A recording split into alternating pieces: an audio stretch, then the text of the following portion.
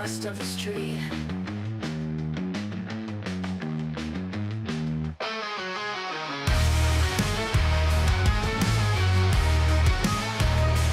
Red and blue colors pouring from the sky. Debates turn to anger, the crowd gets loud.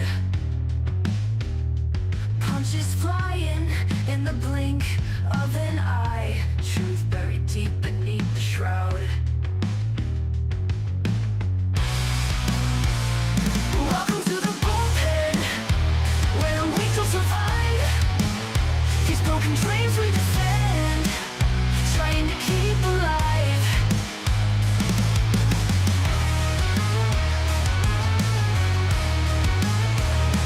Facing on the screen, flashing perfect teeth. But behind those eyes, just rotting greed. Politicians turn to whispers beneath. They all just get what they need. Whispering conspiracies, drowning in their lies. Echoes of freedom, lost in cries. Spin the wheel of fate, let's see who rise. But this game will bleed you dry. Welcome to the bullpen, where the weak will survive. These broken dreams we defend, trying to keep alive.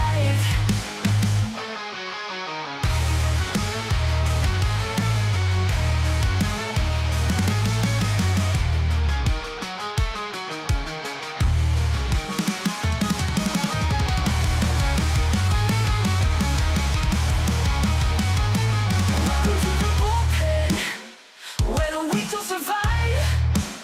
These broken dreams we defend, trying to keep alive.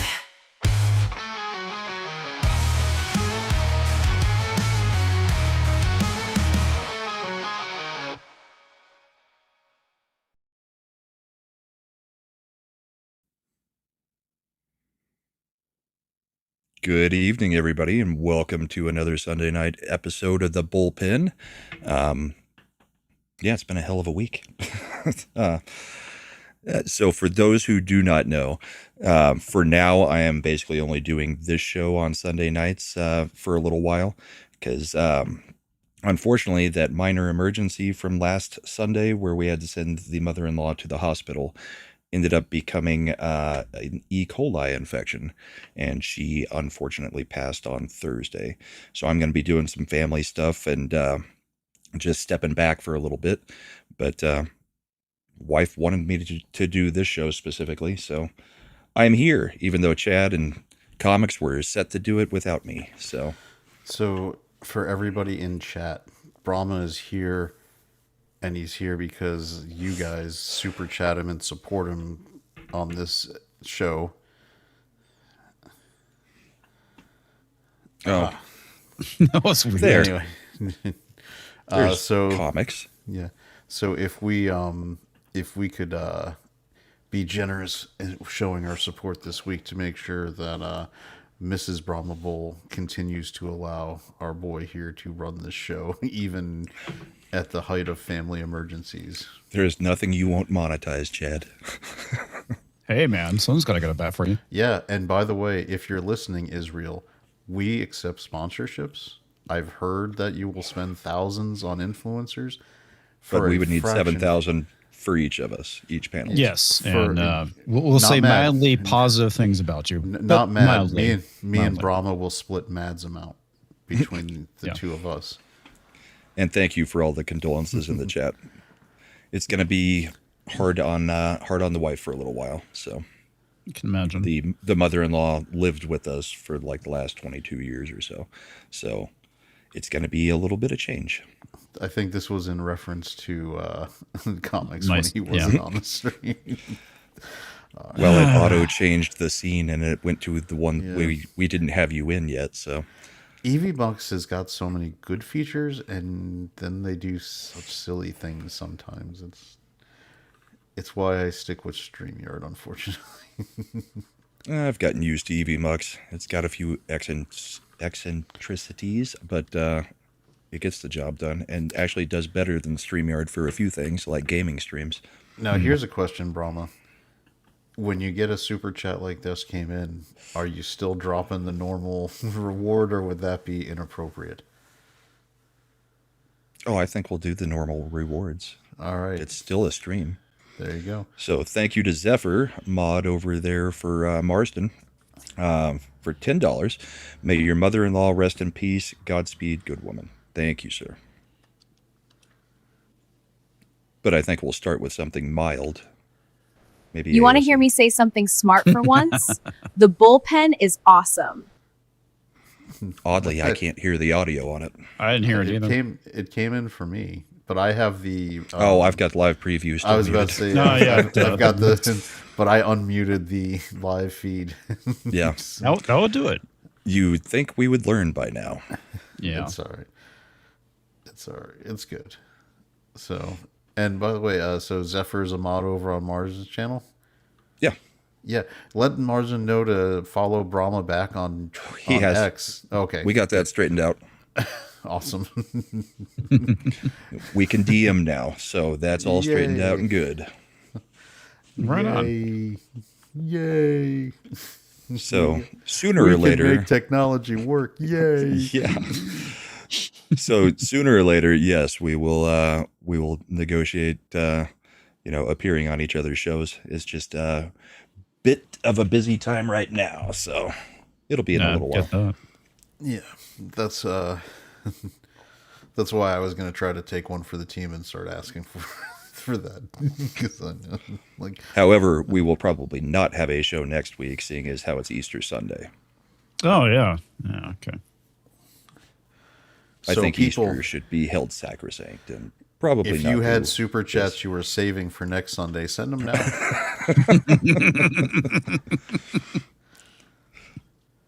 So yeah, where do we want to start, Chad? That if you're, Because you did all the homework. all right. I've got one thing which occasionally we do like to touch on specifically, as Andrew, our boy, rest in peace, Andrew Piper pointed out, politics is downstream from culture, and we've got one of the, I would say probably not to, and this isn't because I'm supporting his views or anything, just being honest, Jack Posobiec, who is one of the flagship conservative posters, on, like, he's really stepping into TPUSA a lot, which is interesting and has its own kind of stuff going on there. Anyway, so he stepped He in used it to do just the a bit. Charlie Kirk show all the time. Yeah, When and he's been Charlie on was Tim Pool's alive. show quite a bit, too. Yeah, he was really good friends with Charlie Kirk, but a lot of Yes. people were really good friends with Charlie Kirk, so that's not here or there. But he stepped in it specifically. I've got the post here, which is he was speaking on his Human Events show, saying Lord of the Rings is overtly pagan. Right. So there's a lot to unpack right there. So Sobiek is a devout, allegedly, by all accounts, devout Catholic, like old-fashioned Latin Mass, that kind of Catholic. So technically,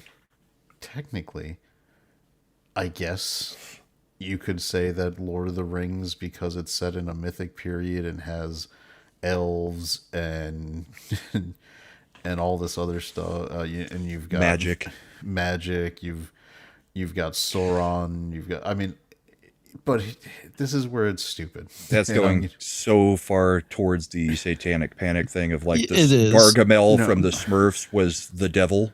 I mean, Okay.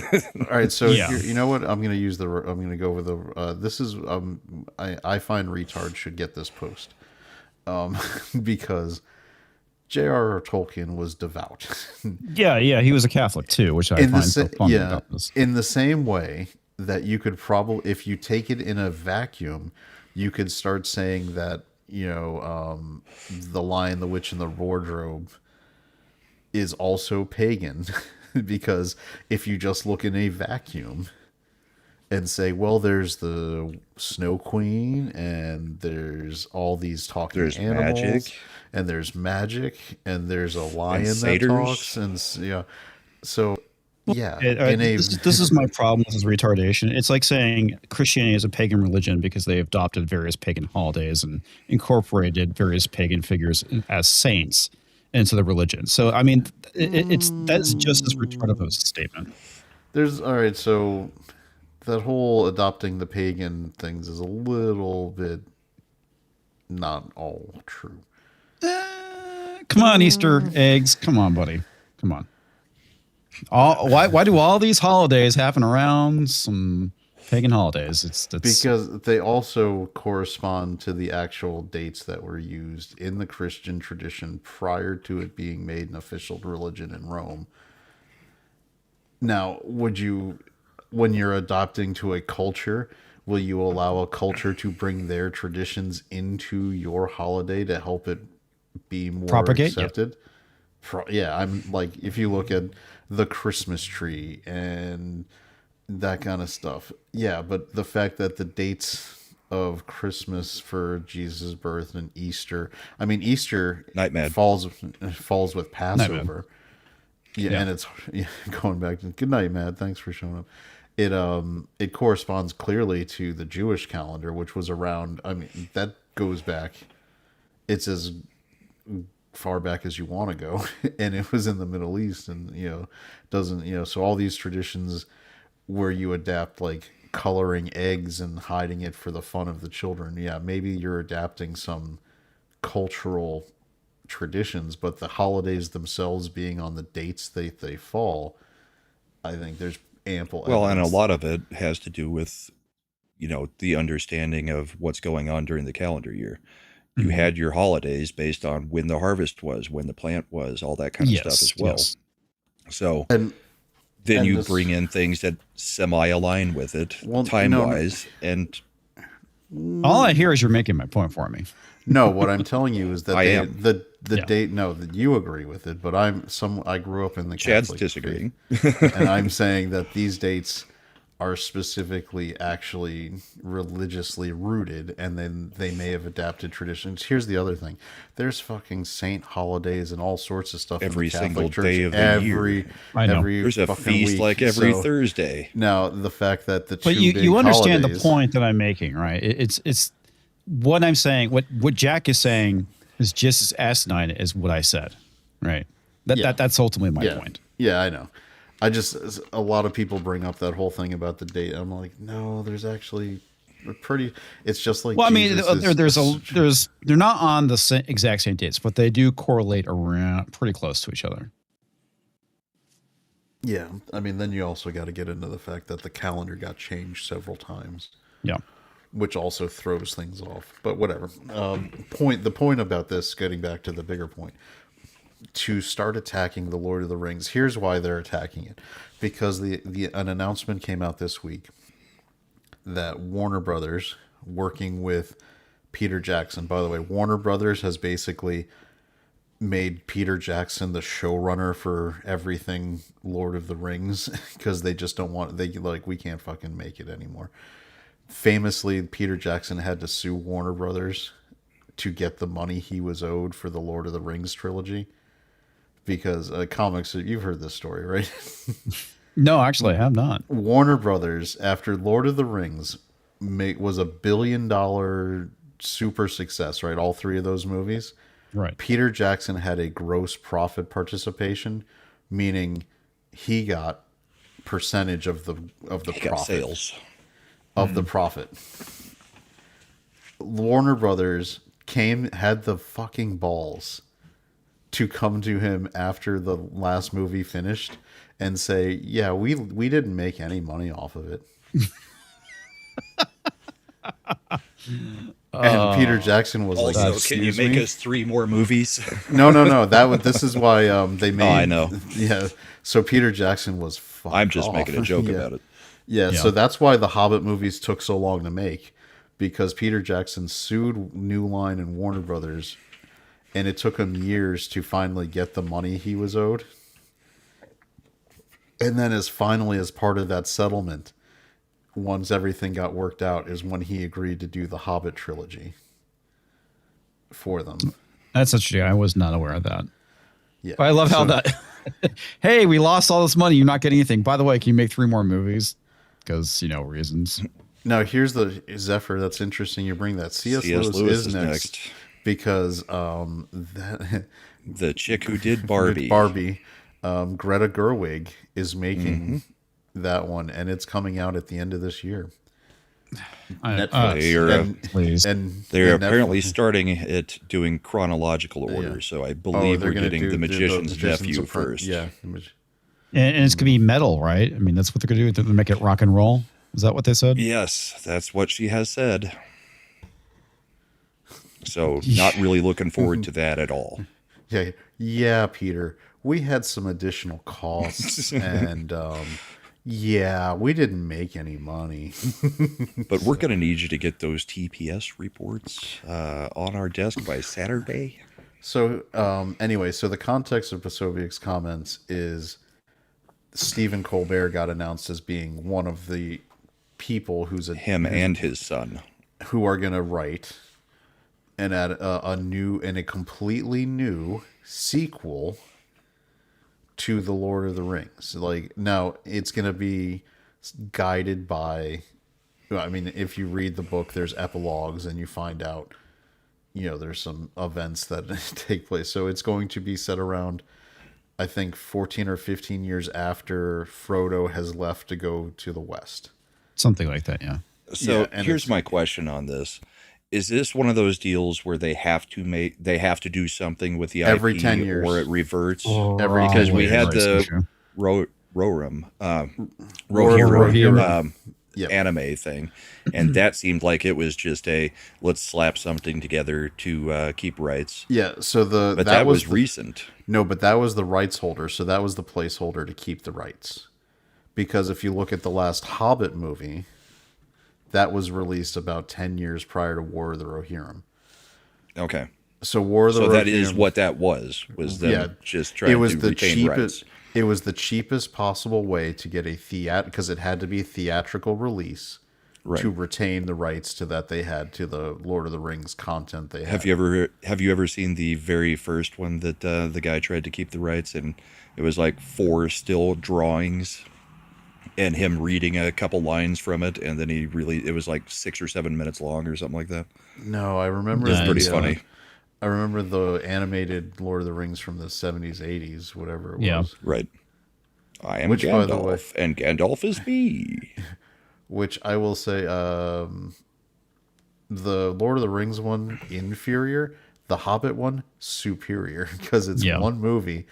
It handles everything. Yeah. You don't need 18 hours of fucking film to see your Hobbit story.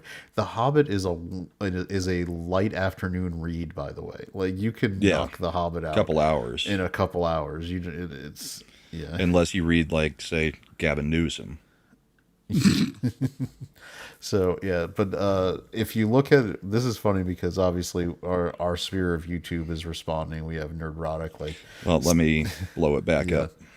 We have Neurotic. I'd say stick with the political takes, but those suck too.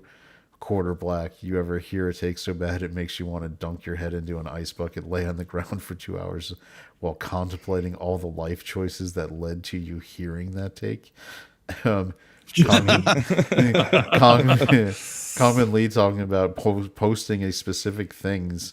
Like, this is a quote from J.R.R. Tolkien. The Lord of the Rings is, of course, a fundamentally religious and Catholic work, unconsciously so at first, but consciously in the revision. That is why I've not put in or have cut out practically all reference to anything like religion, to cults, or practices in the imaginary world, for the religious element is absorbed into the story and the symbolism. Newsflash. If you are a talented storyteller, you can fucking weave your message into allegories, and it makes the message better. Which is why he had a problem with C.S. Lewis being so glaringly obvious with it, and they were friends. Yeah, they were. Yes, they were.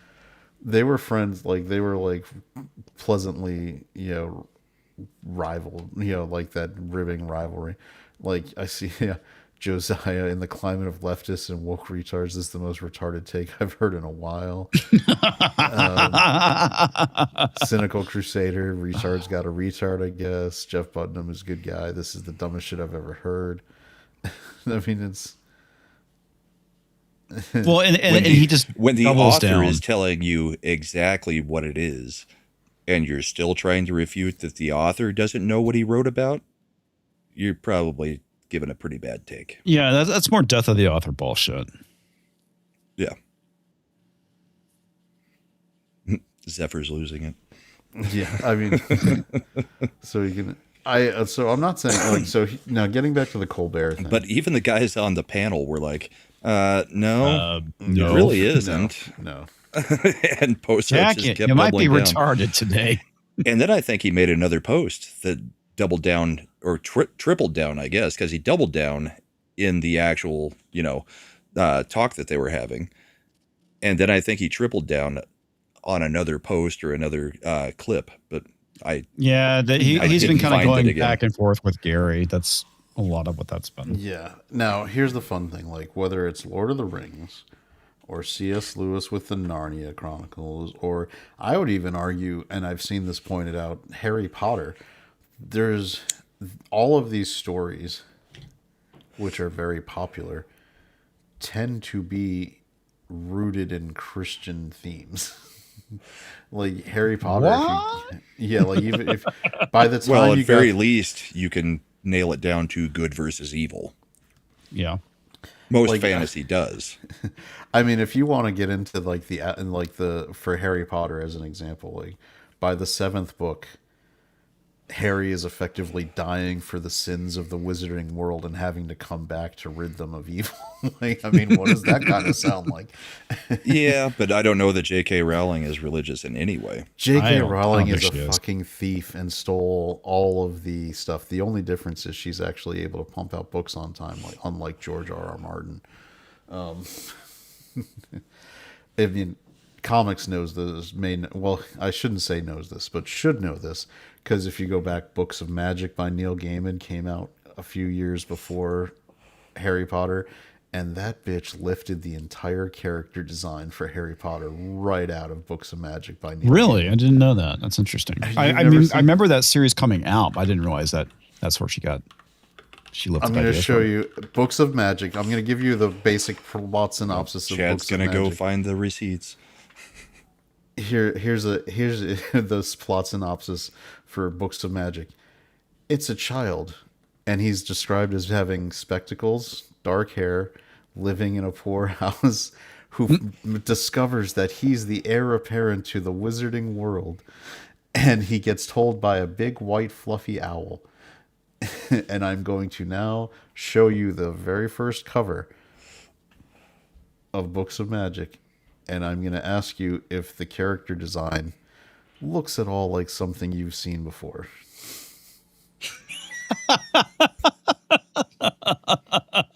Swap it with a broom. You know what? I don't see the resemblance at all. I really don't. Yeah, I don't know what you're talking Yep. about. Harry has a lightning bolt scar. Yeah. And he doesn't have a skateboard. He has a broom. Yeah. Yeah. That's funny. That is really funny. Yeah. So I'm surprised that he didn't sue the shit out of her for that. it was brought up to him that he should, and he was like, because this is Neil Gaiman. Now, this was before we canceled him for being inappropriate with the ladies. Neil Gaiman said, every writer for 1,000 years has lifted things from every other writer for 1,000 years. So if we He's get not into wrong. if we get into the lawsuit over this, that, because Neil Gaiman famously, one of his most popular works, right, is American Gods, which is all about Norse mythology and all Yeah. that stuff. Yeah. So he's like, who's to say where things begin and where things end? Because I'm sure he doesn't want to get into it. I mean, famously, when he took over Sandman, he basically retconned a whole bunch of Golden and Silver Age DC characters within his Vertigo line. So I think he was probably very sensitive to, like, whatever, let her play in the sandbox. It's her own thing. I didn't send him to a wizarding school. I had him being, apprenticed to, like, John Constantine. So but it's interesting. We're straying dangerously far from politics. I can't help it. I have to point out when things like, because J.K. Rowling's fine. She's started getting on the right side of some issues and still wrong on a lot of others. That's what happens. But it is. Well, she's an outspoken champion for one issue. I think she's dead wrong on almost every other issue. Yeah, in a lot of ways, it reminds me of people who are pro Fetterman. Right, Fetterman's yeah. still going to vote with the Democrats 98% He's of the time. I'm pretty sure that J.K. Rowling is still voting with Labor.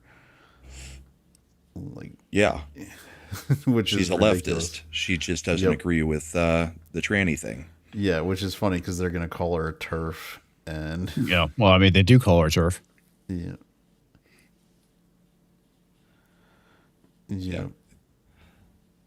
But So I do. So bad getting take by back to, Poso. Really bad take. Yeah, that was dumb. And Gary's right. Poso has a lot of crap takes about politics, too. I mean, I'm sure people think we've got some pretty bad takes about politics, but out of the guys that TPUSA tends to associate with, I think Poso's the one I like the least. He seems to act everything up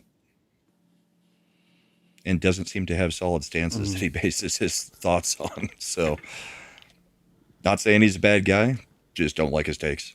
And this one was really bad, and he should probably stay out of the culture war area until he actually has some information to bring to the table that is This is the problem with the flat doubling out down wrong. thing. Yeah, this is the problem with the doubling down thing, especially when you are wrong, right? It's like, okay, there's nothing wrong with saying, oh, yeah, I had a bad take. That's it. Just move on. Because the more you deny it, the more you double down, the more you're going to get fucking pilloried by the internet. Yeah. And he is. So, Oh, yeah. hey, there is the comments warrior of the week, Slenderdad, coming in. So last week's show apparently went a little bit into the algorithm and got about triple the amount of views we normally do, which got us a whole bunch of trolls in the comments. And Slender has been fighting the trolls, and it's been funny to watch. Well, that's how you know you made it, is that when you start getting the negative comments and people calling you a chud and the downvotes, that's how you know you hit the algorithm and people were watching your video. You know, I think Tox is actually right for the first time ever. Toxic Man Flu for $2 says, no, all of your political takes are perfect, Brahma. First time he's right. I mean, that deserves a good one. Let's get a yeah out of that. We'll give him he's married to a redhead. We'll give him the redhead. Chad loves the Ottoman Empire. Brahma is an Islamophobiast, and Comix is the smartest 5'10" midget ever. Yeah. There you go. I have so much fun with them. I think I made some lifelong friends. No, I'm sure Well, you did. definitely a day-long friend at least. What if fighting with trolls isn't about the comments, it's about the friends you make along the way? Right.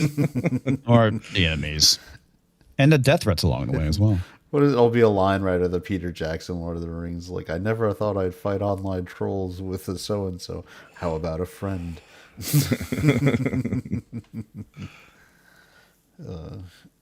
But yeah, if any of you want to fight with trolls, I welcome it. You have my axe. I've done my stint in the trenches. I will probably descend back in at some point in time, but at this point I'm kind of like, yeah, fuck these guys. Oh, toxic. Most of them can't say anything that makes any sense anyway. Yep. Tox, using his member chat, because we also have memberships available, celebrates 8 months of membership, 8 months of not knowing how to cancel this. And he's your producer, Comix. To be fair, I'm probably just as retarded, if not more than he is. So we'll give that one Sid. The bullpen thanks you for giving that. I need more.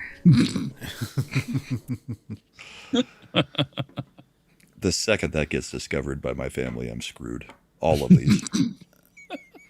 Game over, man. Game over. They generate income. Yeah. They do. Well, so no, I gotta actually, I should follow up. just get back. they are the rewards for people providing you income. So Yeah. they should be happy with it. There you go. It's not The sad thing objectifying. is when the Israeli government goes to review the streams to give us our $7,000, they're going to be like, we can't get on board with that. You're not a professional outfit. No, you need to make one with Gal Gadot. Get Gal Gal Gadot. There you go. Get it. Get the Israeli hottie in there, and then you'll be fine. There's Yeah. several to choose from. Indeed. We can do that. We have the technology. We can make it work. And you can make her bigger than Yes. Yes. Bigger, longer, stronger. We'll just That's have her. We'll just have her say something like, "Bullpen, no."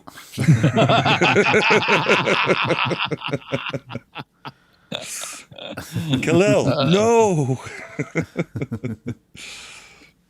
No, Zephyr, we're not funded currently. We're trying to be. Like, where's all this? Since magic they're apparently spinning? paying money to everybody who is not completely anti-Israel, I don't know where our checks are. Toxic Man Food for $2. Yes, Comix is more retard.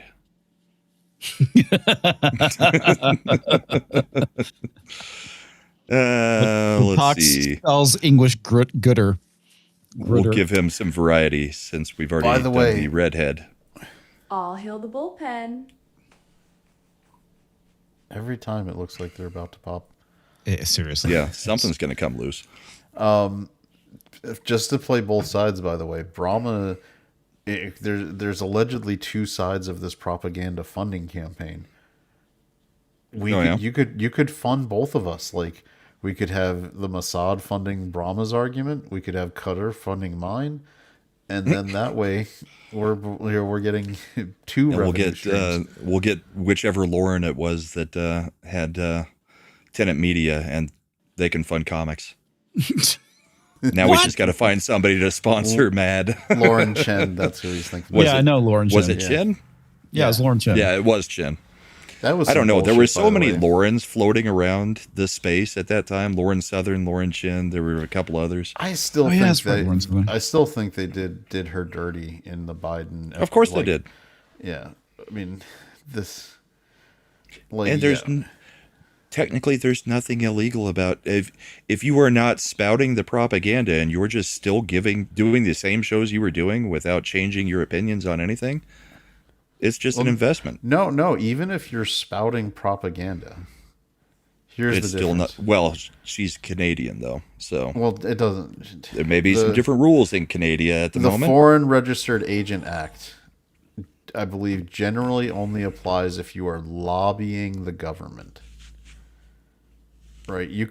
They could fund media. As long as the difference is, and this is why Tucker's in trouble, fucking Tucker is going to the White House lobbying the president for policy. That's when you start. And then possibly passing along information, Yeah. allegedly. Allegedly. We will not attack during the day. All right, Ayatollah, you're clear to have your little last dinner as long as it's during the day. Talks for another $5. I'm an ass man. Your boobs do nothing for me, Brahma. To be fair, neither does your ass, but that's off topic. Well, I mean, we've already played it once, but I guess we're stuck doing the big booty. You want to hear me Latina. say something smart for once?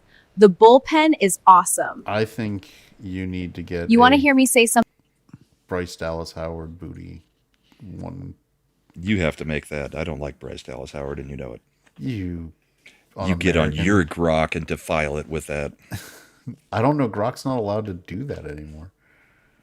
Because What? they don't Make they people won't do, talk? They won't do that with like celebrities. Like if you want to. Okay, the next time DB Wild is here, if he's not already, that's who we're supposed to be giving our request to because he likes making these. Oh, okay. Well, then for talks, let's get one that focuses on the rear cleavage. The posterior.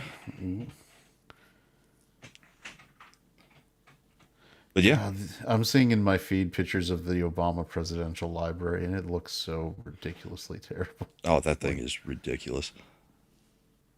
Yeah. So I What's had a wrong note. with it, guys? That is one of the ugliest engineered buildings I have ever seen in my life. I we used to be a proper world. We used to have nice things, pretty things, and we've just gotten away from it to this modern crap where it's all grays and whites and everything is just squared off. And then he comes out with this monstrosity that looks completely retarded. Brutalism. Yes.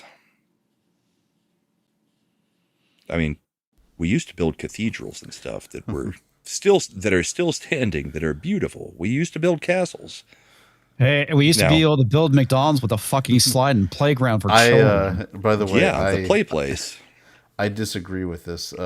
Cobra's facilities had an aesthetic, and it was much nicer than the Obama Library. Don't ever compare that to the Terrordrome. Cobra. Hey, man, say what you will about, Cobra Commander. That guy had style. And class. Say what you will about Cobra, but at least it's an ethos. Nihilism. Oh, that would be great. Let's see if someone would put Duke from G.I. Joe into the scene. Like you find out Did I that show you guys what Sean sent me? I finally took it out of the box because the granddaughter's here visiting. He sent me the dude with a pull string. Wait, let me explain something to you. I am not Mr. Lebowski. You're Mr. Lebowski. I'm the dude. So the granddaughter's been just running around with this all over the place. So we have we're going to make a short out of this because it is the funniest thing ever. So she's what, 1.5 years old at this point? So I've got a Nathan McKinnon bobblehead. I've got Bernie, the Avs mascot. She likes to meet all of her friends every time she comes over. So she'll ask for Nate. I give her Nate. Then I give her Bernie. And then, I've got the little Trump. It's actually a pressure cooker topper that spouts a whole bunch of steam out of it. Oh, that's hilarious. So I'll be like, okay, who do you want to see? She'll go, Nate. Who do you want to see? Bernie. Who do you want to see? Trump. What does Trump say? China. We've got her trained to say Trump says China. It's going to get make that the on- greatest short ever. Yeah, get it on video and put it on YouTube. Oh, we are. That's We're glorious. just, yeah.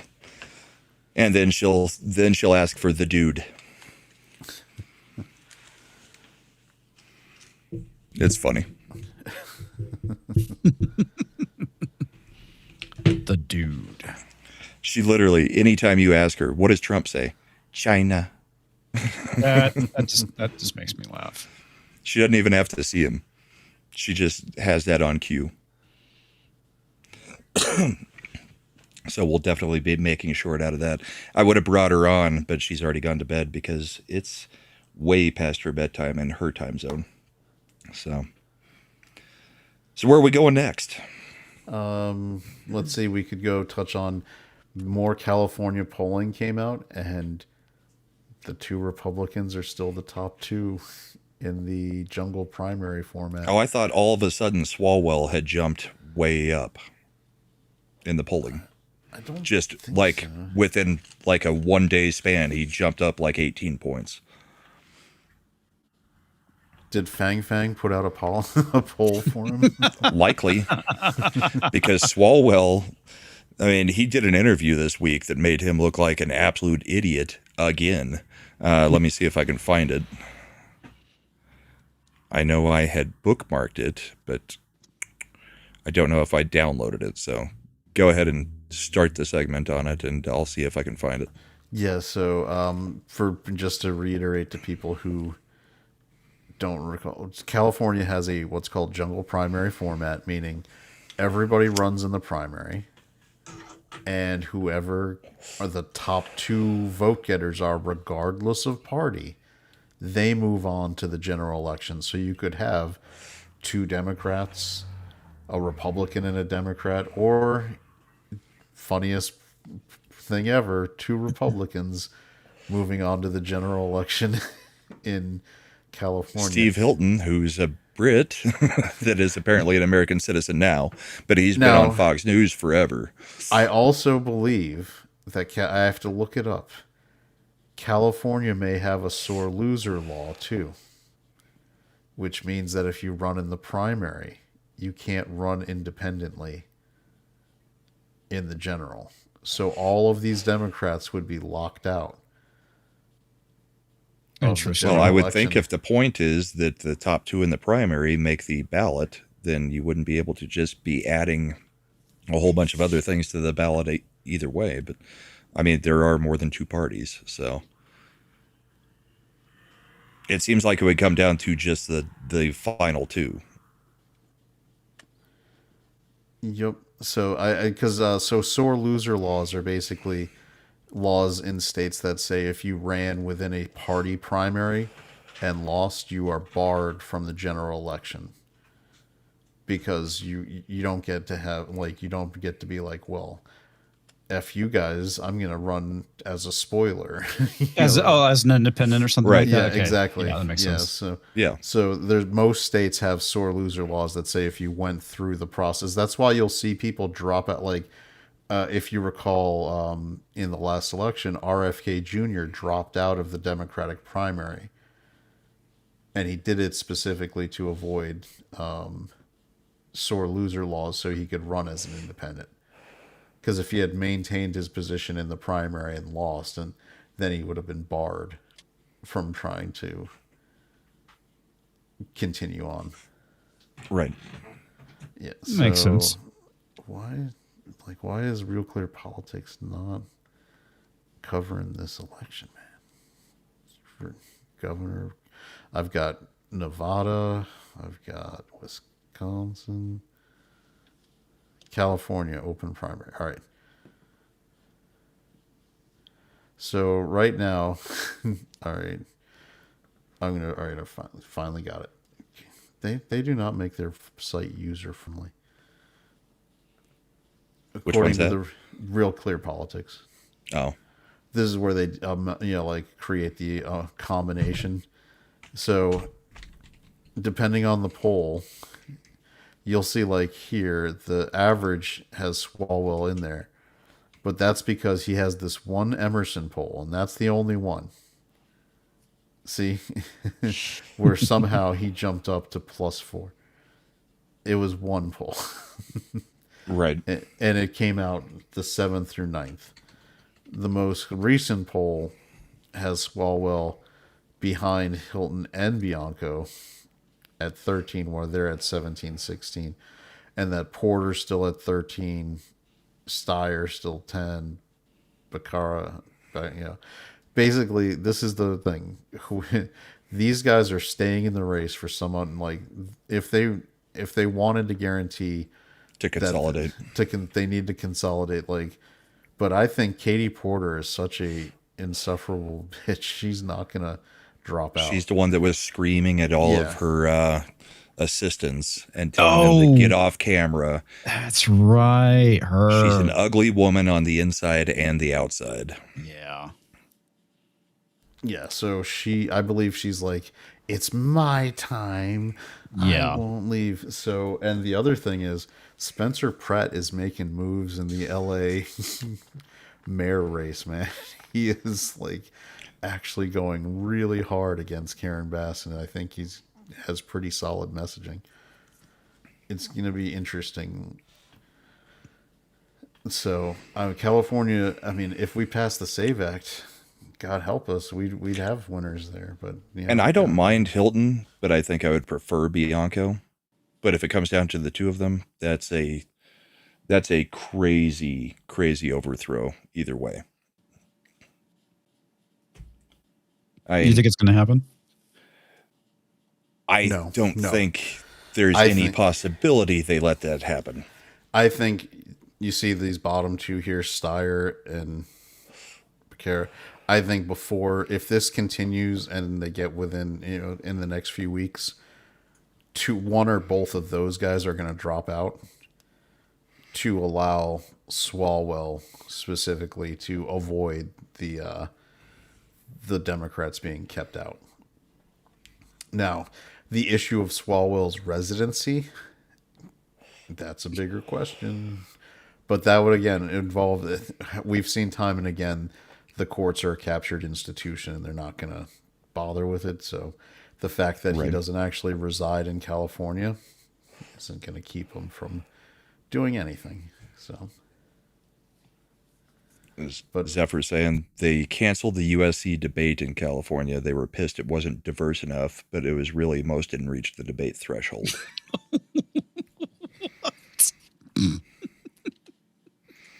I'm sorry. Fucking what the hell? Yeah. Chad, do you want to go maybe pull up Kalshi and let's see if we can see that race on there, and I'll play the Swalwell clip from this week while you're looking for that, if that's okay. Yeah, I'm on Kalshi right now. So okay, so But isn't ICE funded? It was funded in the big beautiful bill. So why don't we just fund TSA? Well, I mean, in the realities that in the offer that Senate Republicans brought to you a few days ago, there was a plan to put funding for enforcement at the border, plus, of course, Republicans want the SAVE Act in a reconciliation package, and fund the rest of it. That's right. And yet Democrats said no. and he just stares. So why don't we? Why don't we just fund TSA? Well, it's you fund TSA. Why don't you guys just stop this? Almost 6 weeks now of having DHS or the DHS portion of the government shut down because you're throwing a fit over ICE that is funded through 2028, 2029. They're losing the plot, and people are starting to notice because they're even being called out on regular, very friendly to leftists. Very friendly, shows. left-leaning media, yeah. Yes, because there's been a few of them that have just been like, "What are you guys doing now?" Because how is this doing anything? Not to mention the whole complete breakdown of the narrative, where ICE has actually got the airports kind of running pretty okay now, ever since Trump put them in. Well, and they can't have that. That's the reason why they're threatening to arrest. Was the ICE agents? Was it? That's again in California. Philly. Was it California? It was no. Is It it was Philly? Philadelphia. It was Philly. Yeah, Philly was the Trump one. can't pardon you because we're going to bring state charges against you. It's like, for what? Being actual federal law enforcement in a airport? To be honest, I wish that this would start the talk to get rid of TSA again completely. Oh yeah, that'd be great. I mean, go back to each airline having to do independent security, get rid of TSA. Well, it wasn't an airline. It was the actual airport. Airports, yeah. But can we get back to where flying was not such a freaking mess? Yeah, that'd be very nice. I am fully for what some of the airlines are doing and having a little bit of a dress code brought back, because there's a whole bunch of people screaming and yelling about it online, but it's like, no. I mean, this used to be a luxury thing, and flying used to be fun, and it used to actually save you time. Now you have to get there so freaking early that you might as well drive to half the places you could go.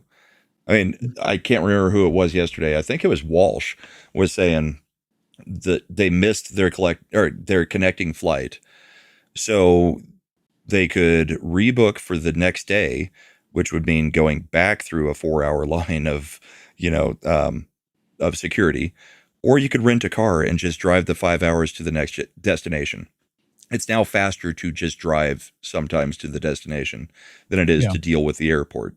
Well, one of the things I love that Delta is doing is that they're basically saying, hey, government employees, those members of Congress, I should say, remember those priority booking stuff you guys get? Yeah, we're ditching that.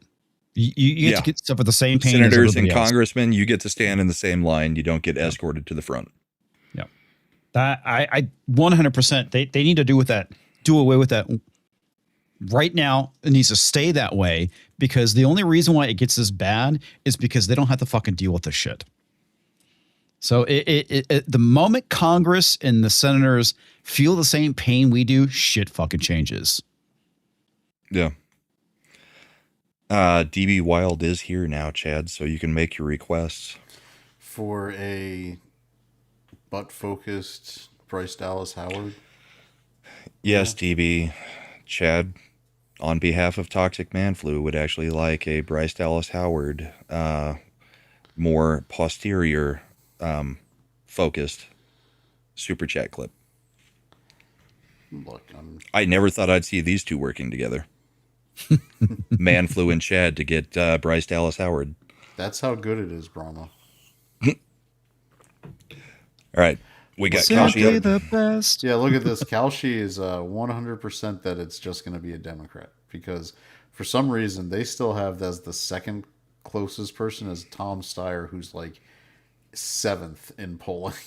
Well, it's not for some reason. It's because that's where people are putting the money. Yeah, and Tom I mean, Steyer that's how is Kalshi rich. works. I mean, it's not, they don't get to put the, finger on the scale necessarily. This is what people are putting their money on. They just, Yeah, I mean, the betting markets just happen to tend to be correct. They could get this one way wrong because people just don't pay attention and think, oh, it's definitely going to be the most well-known Democrat, because these types of primaries are not something people are used to. that's true. I mean, the Jungle Prime. Well, they're not used to it being having a Republican who in California who can compete in the governor's race. Well, Since said Schwarzenegger, but that was a freaking joke. normally Before that, was the last one Reagan? no, Or it was there another Republican after Reagan before it went there was quite a bit? no blue? there were several Republicans. Pete Wilson was the last Republican governor before Schwarzenegger. Okay. Pete Wilson, because remember he famously passed the proposition, I believe, I forget what number it was, to ban governmental programs from illegal immigrants, and they challenged it in the state Supreme Court. And this is crazy. So they passed a constitutional amendment so they amended the California state constitution to say that they weren't allowed to get these benefits, and then they threw it out at the state level because the state Supreme Court said that it was against the California state constitution to do it. Yeah. Even though it was an amendment to the Constitution. To the Constitution. Yeah, Right. so it was ridiculous. And Pete Wilson, he was out of office, and Gray Davis came in, so they stopped the Fucking appeal Gray Davis. process because they were going to appeal to federal courts, basically saying this is a retarded decision, and you need to overturn it. But Gray Davis, once his administration came in, they dropped all the defense of the proposition, and so it was allowed to be taken away. And then once it became an illegal immigrant magnet, California became more and more liberal. Yeah. Do you want to hear the latest crazy ass law coming out of Colorado that they're trying to pass? What? So they've already gotten rid of our plastic bags at like grocery stores, convenience stores, everything, because we went from we're cutting down all the trees so we can't use paper bags. We must go to plastic. Mm-hmm. So now you are not allowed to use plastic bags, single-use plastic bags anywhere in the state of Colorado. I believe it's the same thing that California does. But, we sit there and put everything that is packaged in plastic into these now non-plastic bags because that was too convenient. But the new law that they're trying to work up, completely partisan Democrat law that is being drafted and probably will pass, is that you are now going to get a $1,000 fine to establishments that give out condiments and plastic forks and knives and eating, utensils Condiments? with takeout food because they're single-use plastic condiments, like your ketchup packets. Yeah. Unless you request a specific number of ketchup packets, the establishment can only give you that many ketchup packets. If they give you ketchup packets without you asking, then they get a $1,000 fine. That's If they fucking give you stupid. eating utensils, plastic eating utensils, without you asking, that's $1,000 fine. That sounds like an excuse. Because I've already noticed that franchisees don't want to give you that shit anymore. You remember in the old days, they would just rain ketchup packets into your bag? Yeah. Now Oh. you get like 3, maybe. Arby's, I still get, like, the guy will just, like, grab 2 handfuls of Arby's sauce and just dump it into the bag. There's certain places that still will, you know, the employees don't care. They're like, it's our freaking ketchup packets. We're supposed to hand them out. But yeah. So now we've gone from plastic straws to paper straws to you're not allowed to have eating utensils with your food unless you specifically request it, because they're going to never give them to you unless you request it, because you're going to get fined for giving you ketchup packets and plastic. You know that paper straw I fucking thing, hate this reality. You know the straw thing was complete bullshit too. Yeah, it was like an 8th grader Yeah. that wrote one paper about one tortoise or turtle that had a straw in its nose, and they took it as gospel that this happens all the time. Because an And 8th odds grader are the wrote kids a probably paper. shoved that straw at the turtle's nose. So Right. At least that's my understanding of how it came about. Is that Yeah. what you have heard as well, Chad?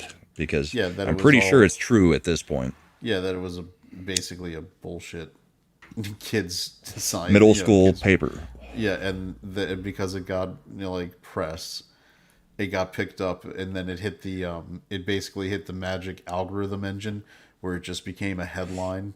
That it was a headline in this paper, so it got sourced to that paper, so it got sourced to that paper. But yeah, like I've seen the one picture of a turtle with a straw in its nose. I saw hundreds of pictures of like birds and other sea life that had like the old 6-pack, plastic rings that they were entangled in. Yet that one's not really the issue. Oh, did Tox come in? Did we get that one? I haven't gotten it yet. I was Yeah. just waiting for a break in the conversation. Toxic Man Flu for another $5. Bryce Dallas Howard's ass reaching across the aisle to bring peace in our time. Maybe send her to Iran. No burqa is hiding that booty. Big booty redhead. Come on. Yeah. I mean, is there any country on earth that wouldn't respond to a big booty redhead? No. That's We'll give Tox your favorite clip. I don't always watch YouTube for politics, but when I do, it is the Bullpen with Brahma Bull and Lil Chad.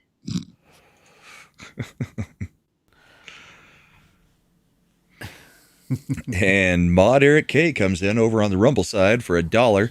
They could make straws out of cornstarch just like they do with golf tees. They would last through the drink and degrade easily.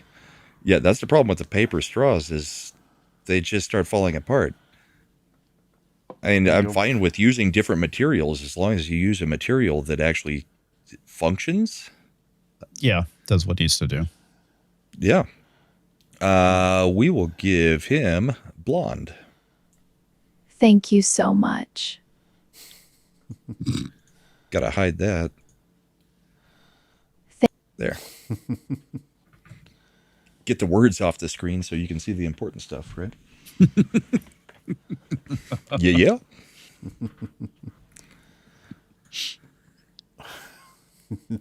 nothing wrong with that.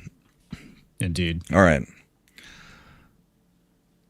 Yeah, E-Clay, DB Wild said he's going to make it.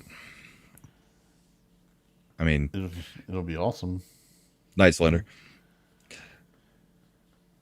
All right, where were we going? Where were we going? That's a good question. I don't know. We talked about California and the election. There's also been some fraud stuff in California that That was going to be take it away. So this week we got announced at the White House a national, federal level interagency fraud task force being headlined by JD Vance, and part of it is because recently, post Somali fraud in Minnesota, we've gotten some Nick eyes Shirley's on- been out there again. yeah, we got some eyes on some other things, and in addition to Nick Shirley looking at it, there was it's funny when I say Dr. Oz, because it's still funny to think that he's in government, who is running the Center for Medicaid and Medicare and Medicaid Service, CMMS, was exposing how, I believe, what did it say, 49% of hospices getting money in the United States are in LA County for the entire country. Not 49% of California hospices, 49% of hospices. Of all hospice. Getting Medicare money are in LA. And then they went to the buildings, and magically, like the ones we saw in Minnesota, 70 in one location. 70 in one location. And did that location look like it was a hospital? No, it was a little, office pop up. And I think the building was for rent. Yep. The one that houses 70 businesses that are bringing in millions of dollars was for rent. Huh, that's kind of sus. Maybe. So you've got the First hospice one. thing. Shirley was also out there in California looking at the voter fraud stuff, because he was finding lots of PO boxes that had 40 to 50 people registered to vote from a PO box. But mail-in ballots aren't a problem. No, they're fine. But You're yeah, just- the bigger one is the just hospice making thing sure. because, well, I mean, not bigger, but the more costly one to us as the American taxpayer is definitely the hospice thing. Good Lord. Yep. It is. Now I want to see who's running these hospices, because I'd be willing to bet it's not your normal, everyday, average American citizen. Well, on the good news side, they have partnered up with their local Leering Center to make Nice. sure that they can provide the utmost care and job opportunities for illegals. Well, as long as they're leering gooder. If you want a Leering more gooder, just make sure you go to Minnesota. Indeed.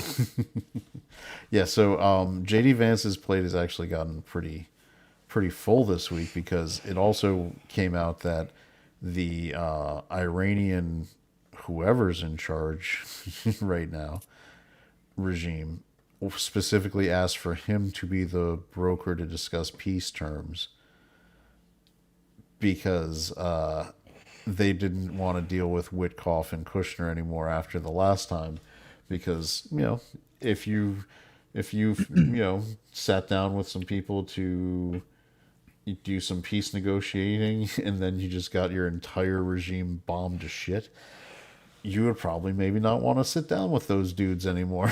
So they wanted Vance there to be, and also someone, because they, in the Middle Eastern culture, And he'll make him wear a suit to the meeting. Because Vance gets real upset if you don't wear a suit to the meetings.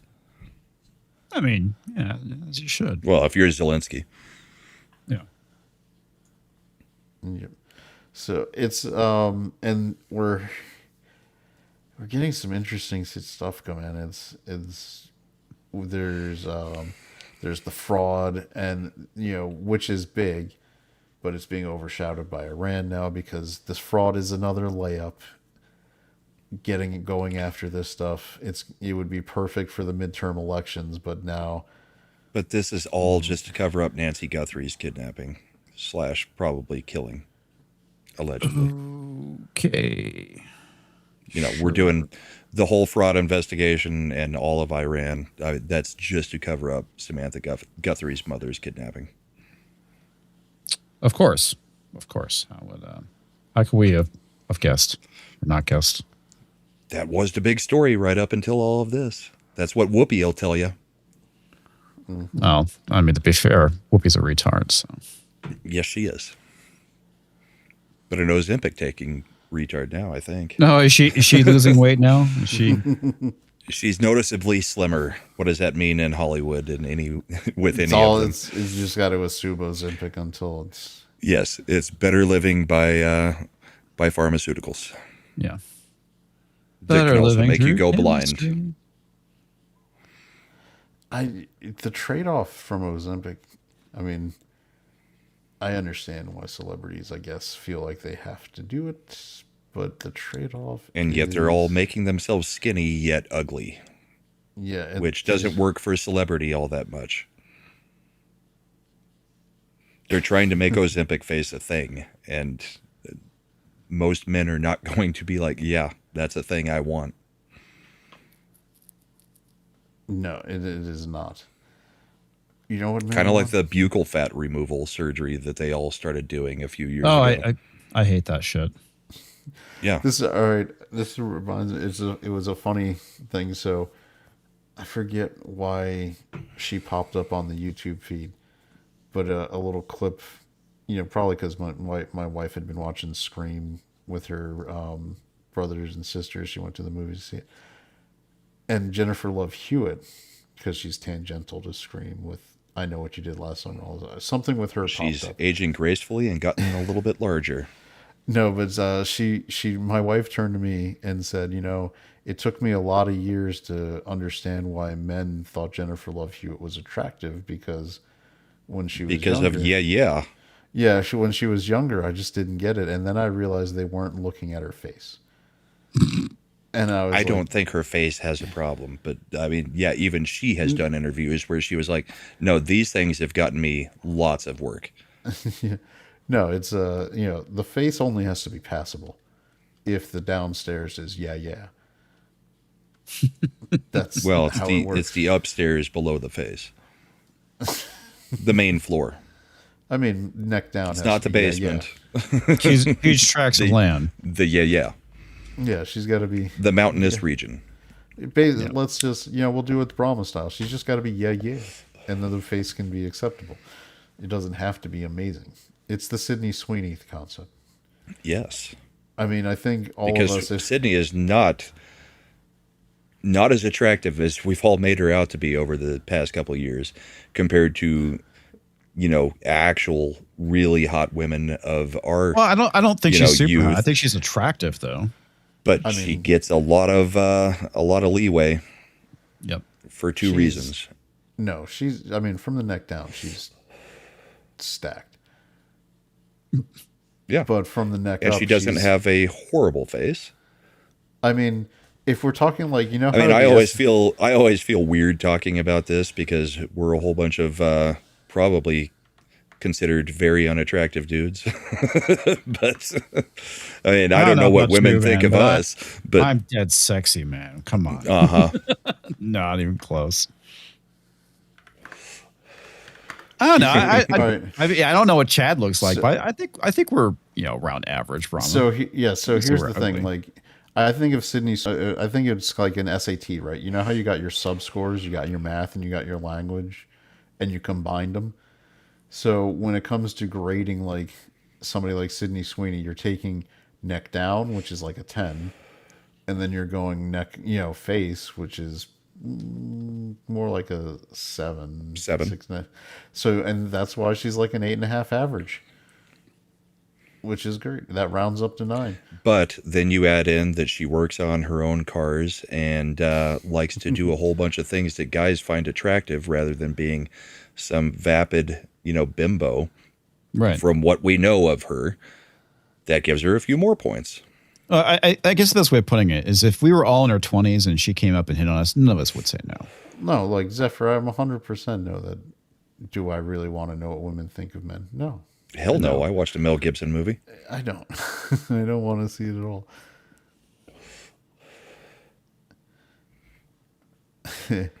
Much like how women don't want to know what men think about them. Sydney is pretty enough, but she's got those naturally sad-looking eyes that make her look a little downsy. It's her extra padding that boosts her numbers, but at least, yeah. I think she's just got a little bit of a lazy eye in one of the eyes. I think that's what is noticeable to me. When I was younger, and it was completely age appropriate because she came out when we were all the same age, and Brahma knows this. I 100% thought that Britney Spears looked downsy in the face, and not as much as I thought Eli Manning did. Whatever. Eli Manning's the greatest quarterback to ever beat the Patriots.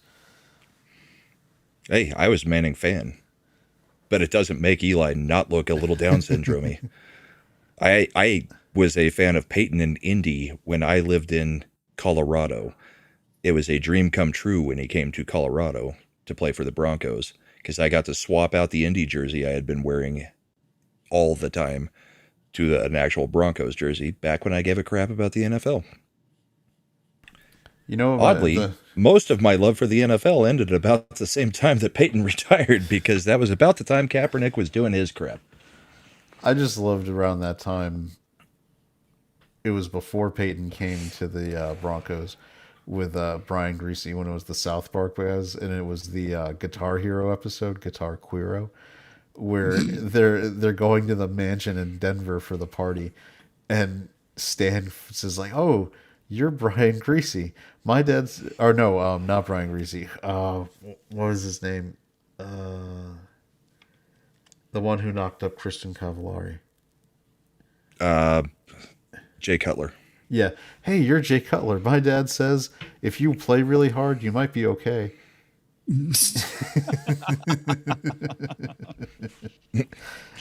Zephyr says, "We love you, but women are way more ruthless than men. We just don't have the strength to back it, which is why we have equalizers." That's in relation to the comment of, "Do you really want to know what women think about men?" No. I mean, look, I don't need to be torn apart by women. By the way, never getting a compliment in your life is enough torn apart by women. this is one of the reasons why it's really good for men and women to have male and female spaces.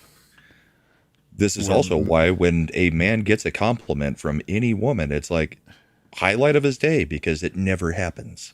Yeah. But if you compliment a woman, it's basically sexual harassment. It is, absolutely. No, if you don't look well enough for her to appreciate the compliment. It might be the best sketch Saturday Night Live ever did. It was supposed to be like a 50s workplace training film on sexual harassment, and it was Tom Brady and the one guy who was in, you remember in Eurotrip, Miscusi. You know, yeah. So they were the guys in the thing, and in one part of this training film, Tom Brady walks over, and it was like Tina Fey. He just reaches down and he just smacks her boob, and he was like, "Hey, how you doing?" And then they're like, "Do you see what Tom did? He was attractive and confident." So so what he did was good. And then they cut to the other guy, and he's just sitting at the desk. And Tina Fey looks at him, and then she immediately picks up the phone to call HR. And she's like, "Do you see what he did? He was unattractive." It's like that's if you ever deal with like HR and work in HR, that's what ends up being the basis of where most things are, where someone complains about harassment. I didn't like him hitting on me or asking me on a date because I don't think he's attractive. Now, if the CEO, who is completely unattractive but has money, does, I'd be fine with that. Ted from accounting, who's a 10. Yeah. No, they wouldn't complain. I think in light of Zephyr giving us some revelations there, we should give her the copied kitty clip. There you go. Kitty donated again. Just so it's not all boobs. Yeah, Brahma's going to be able to update that one once Highlander comes out, I bet. I've already been asked to. By Copy Kitty? No, it was by Belle, I think. I think Belle. she sent me a DM that asked for Cavill as Highlander, because we've got a specific clip for Kitty, but Kitty wants us to also make clips for all the other women, so that when they super chat or buy memberships, that we have some stuff that is not Kitty centric. That's true. Copied centric. All right, where are we going from here? So Vance is in charge of the new fraud. Basically Task attacking force. fraud. He's going to be a czar, essentially, but he'll probably actually visit the fraud rather than saying that he visited the fraud and never doing it, because that's how czars worked under Joe Biden. Yes, yeah. You said you did something. Especially a VP czar. Yeah. So, night talks. See you talks. But yeah. So this also, I think the whole talk, the whole thing with him having to, or being asked to be in the talks with Iran kind of screws him up a little bit, because I think the idea was to keep him separate from the Iran situation and just being focused on the fraud. This sucks him back into that, because it was separating what some consider a very controversial, undertaking by doing the Iran actions that could be focused on Trump. And then, Vance had been basically completely separated from it. We hadn't seen him talking a whole lot on it or doing a whole lot about it. And Trump had actually said this about Vance weeks ago, that he was putting him in charge of fraud right after the Somalian stuff broke out. I mean, we're now getting some of the results from that. They've shut down 70 of those hospice companies that were guaranteed fraudulent. But I don't know. What do you guys think? Does it hurt him to get back tied into the Iran situation or not? I would say that it's not great to be tied into it until it gets a good resolution. But the other thing is, his biggest competitors, at least on paper right now, is Rubio.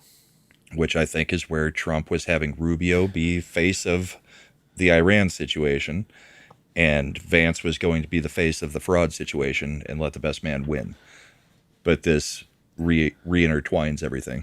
Well, that's what I'm going to say. I mean, if in terms of the anti-interventionist, no more forever wars wing of the conservative side, your two choices are Vance and Rubio.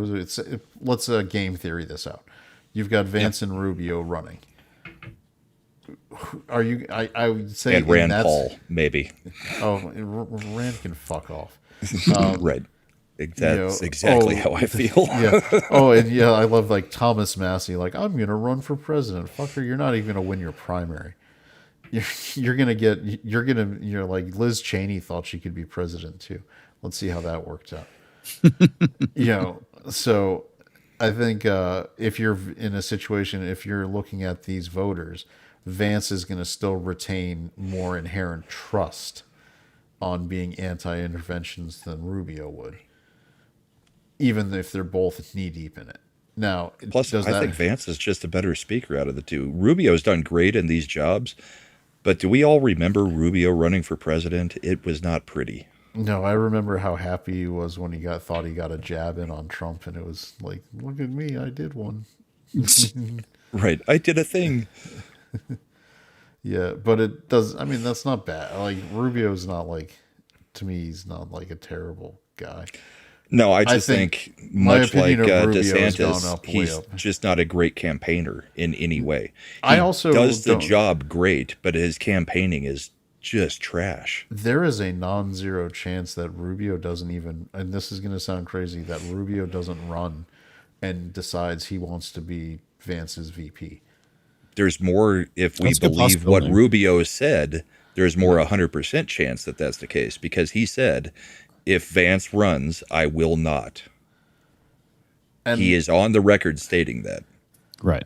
Things can change over 3 years, but he's on the record stating that. We're not going to run against each other. No, I also think that if you look at it with what Rubio's doing, where he gets to do every job he wants, and even a bunch he doesn't. Some he doesn't. he's probably exercising more power and authority than the president in a lot of ways, as like by being the guy who has his portfolio is the biggest fucking portfolio I've ever seen a cabinet member get in my life. He's running everything. There's something to say that, even if he didn't, if he does not run, maybe you just keep him as Secretary of State if he doesn't have aspirations beyond that. I mean, he's doing a great job in that role, and it seems to be what he's built for. Mm-hmm. Yeah, I would agree with that. I mean, this is a dream, placement right now. Rubio as Secretary of State is the most effective Secretary of State we've seen probably in our lifetimes. Yeah, I mean, I'd think so. Yeah. I don't see any problem with Rubio having a really strong, I think, possibly second run as maintaining Secretary of State. I mean, if Vance gets elected, there's there might not be a lot of issues with keeping you could probably get around with keeping a lot of those guys just in the spots they're in. I mean, I don't see why you would necessarily need to run and try to get Percent out of there at Treasury, where he's third doing and a fourth good job. Trump term. It's exactly what the Democrats would do. It's exactly what they did or tried to do with Hillary, and they ended up getting with Joe. The plan was always that Obama's stuff was going to get pushed further down into like Obamacare. We all know it was designed to fail. It was always to get the single payer, but you needed the next presidency to make that happen, because that's when the pain would start being felt from Obamacare. And you needed somebody to then come in and say, yeah, we need to take it a little bit further to single payer healthcare. But they weren't able to get it. That's why they were so pissed that Trump won the first election. Well, that's why Obama put the CIA, FBI, everybody on trying to dig up anything they could find on Trump, which was far worse than anything Nixon ever did. Well, and we still just blow it off like nothing happened. They firmly believed that Bush was the last Republican president, right? And yes. Trump totally threw a huge monkey wrench in the work, and that delayed a lot of their plans, a lot of the, for lack of a better term, great reset policies that a lot of these Democrats have been pushing got delayed, and hopefully they get permanently delayed. But it's the reason why it changed from 2030 to 2050, because, well, they got Biden in. They figured that they were going to, win with Kamala for some reason. But yeah. Allegedly, I'm a candidate. Which also kind of brings us to the no kings thing, because hilarious that a whole bunch of people that basically had somebody appointed as their candidate is still complaining about no kings. Well, the thing somebody who took out a dictator in Venezuela and the Ayatollah, Trump's the one acting like a dictator, not the one removing dictators. First off, what's so fucking retarded about this whole thing is that Trump is not a king. He was duly elected by the people. He's not a king. So for them to say that Trump is a king is complete bullshit, even though they, as you pointed out, literally installed Kamala Harris as the Democratic candidate for president. No primaries, no nothing, no user input, no Democratic feedback from the people. Yeah, we're just going to install her as the candidate. Yeah. Well, and that kind of ties into the law I was talking about in Colorado too. Mm-hmm. Which party is the one who's really telling you what you can and can't do all the time? Which one is telling you you're not allowed to use plastic bags? You're not allowed to use single-use ketchup packets because of climate change. Which is bullshit. Yeah. Yeah, I the remember numbers have proven out it's bullshit. Back in 2012 was when my oldest brother passed away, and then went to California for his wake. And I went to a grocery store, obviously being from out of town, going and buying stuff. Oh, we got to charge you 10 cents a bag. I'm like, what? It's like, what? It's like They do that for the paper bags here. Livid. If you don't bring your own bags, they will charge you 10 cents a bag for paper bags now. But you cannot have plastic no matter what. Yeah. Which I reuse those plastic bags all the time. We kept every King Soopers bag underneath the sink for all different kinds of things. Like when the grandbaby's visiting, we put the diapers in that. Yeah. Yeah. Small trash cans, we use them as trash bags. So they weren't single use. Cat boxes. They just don't understand how the average American actually lives. I mean, why would I throw them away when I can reuse them?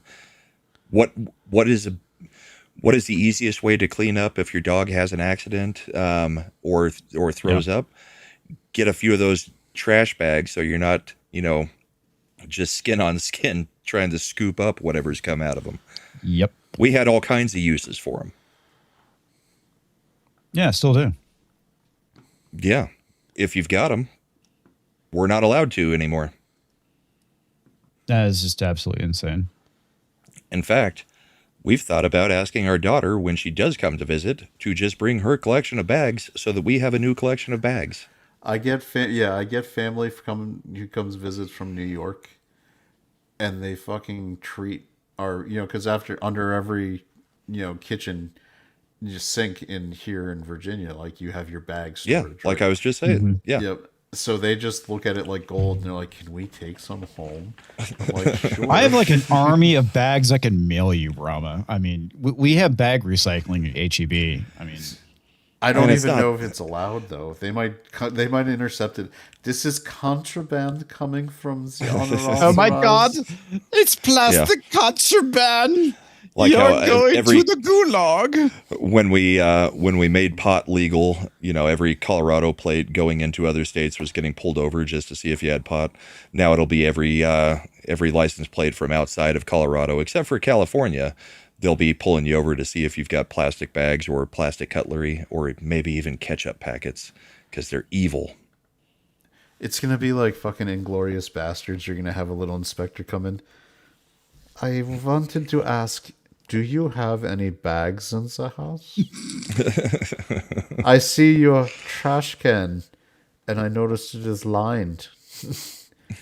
With plastic. Were those lined bags that you purchased at Costco, perhaps? The bag says Kroger. We have issues.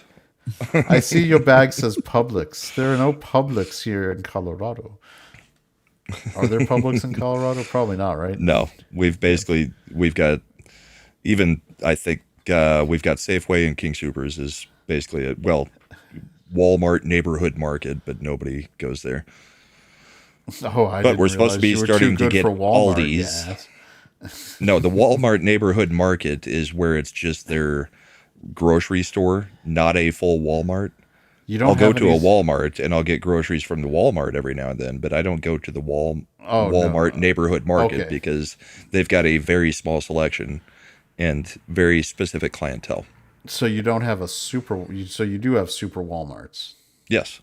Okay, good. But we also have Walmart neighborhood markets, which are not Walmarts. They're literally the grocery store of Walmart by itself. It's a weird setup. I don't want to go to Walmart for groceries when I can't get other stuff.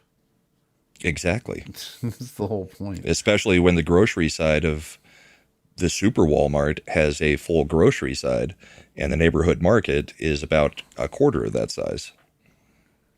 So they do not have the same inventory or stock. That's shitty. They need to Someday, work on Libra, that. someday I will move out of Colorado. You know, like the president. But I get most of my groceries and stuff at Costco anyway, so doesn't matter between those two. Yeah, I think my whole wardrobe is Costco. It's so At all cost times. effective. Welcome to Costco. I love you. You get a season change almost 3 months before the seasons change here, and they've changed out all their clothes, and you just go buy whatever you're going to wear in the next 3 months. Yeah, fantastic. HEB is my grocery store of choice. I'm gonna be honest. I 100% watch that deal guy on YouTube to see what Costco's So do I. got each month. I'm Every like, month. Yeah, I It hate just when he does disturbs me little that he's flip, like, yeah. I love you. Goodbye. Yeah, it's like, you don't know me. I mean, I love our chat, but I'm not going to tell them every single time we close. I love you all. Goodbye. It's No. weird. No, instead I'm gonna get you AI titties. Yeah. I give you a real gift. That's what I offer my chat. This is how much we don't want to talk about No Kings and how stupid it is. Well, it's We're also talking like, about which grocery stores we use now. No Kings. We're into what this is the fourth. This is the time third they've- one. Third time. I mean, Third official. Really? No. Now time flies, and I don't give a shit.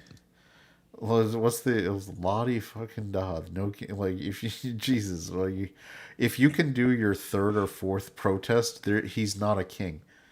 And it's the same geriatric old white people who are then telling you, well, we had a few interviewers that went up to people and were like, this crowd isn't very diverse from what I can see. And they're like, Black people and brown people are in too much danger. This is where we need to put our lives on the line for them. It's like, yeah, weird. Meanwhile, the whole thing is a whole bunch of freaking hammer and sickle flags, Venezuelan flags, Palestinian flags, and trans flags. That's who the Democrat Party is at this point. Oh, Yeah, and Iranian flags. No, fair enough. Here's how No Kings protest should be dealt with.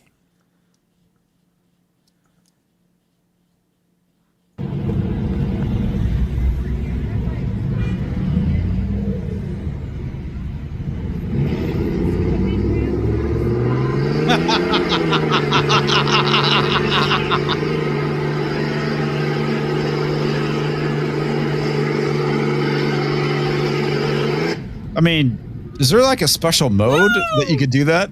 What did he probably kept it in first gear and just pumped the gas, man.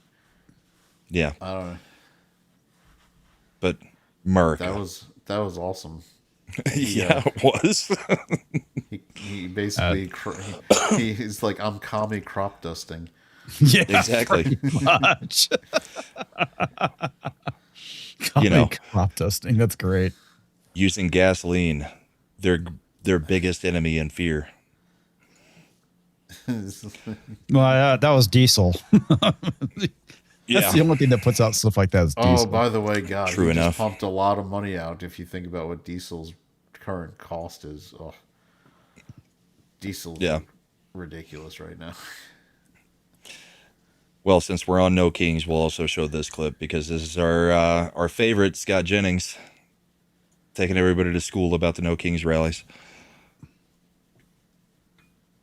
These No Kings rallies actually look pretty representative to me of the Democratic coalition. I saw people flying the hammer and sickle in New York City. I saw Hezbollah flags. I saw Hamas flags. I saw Palestinian flags. I saw trans signs.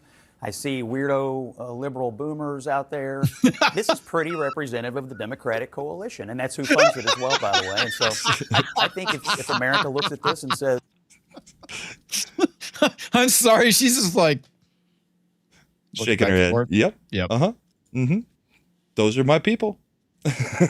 what do the two parties stand for? They got it at the No Kings rally. No, I think if you Americans were out there, out there, Republicans. You like hammer are and sickle? saying You like hammer and sickle flag? That's not what that No King stood for. They had a And bunch you of know them. that, and that is They come from somewhere. All right, No Kings rally? I did. I went to 6, and I'll tell you, there's so much excitement. 6? There's so much energy. Yeah, That's a lot of free speech.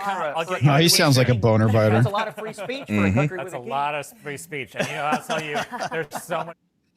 So, yeah, he says there's a lot of free speech, and Scott's like, yeah, it's a lot of free speech for a country with a king, huh? Yeah. Freaking morons. Yeah. But yeah, there's your No Kings. We haven't had a king since 1776. Why should we start now? It's like we don't have a king. You fucking retards. We don't. But what we do have is show sponsor Copy Kitty coming in with 5 Brahma Bowl memberships that went to Zephyr, the Libra View, Eric, Stiffy's Hole, and Lord Thoth. So Kitty gets her clip. Kitty donated again.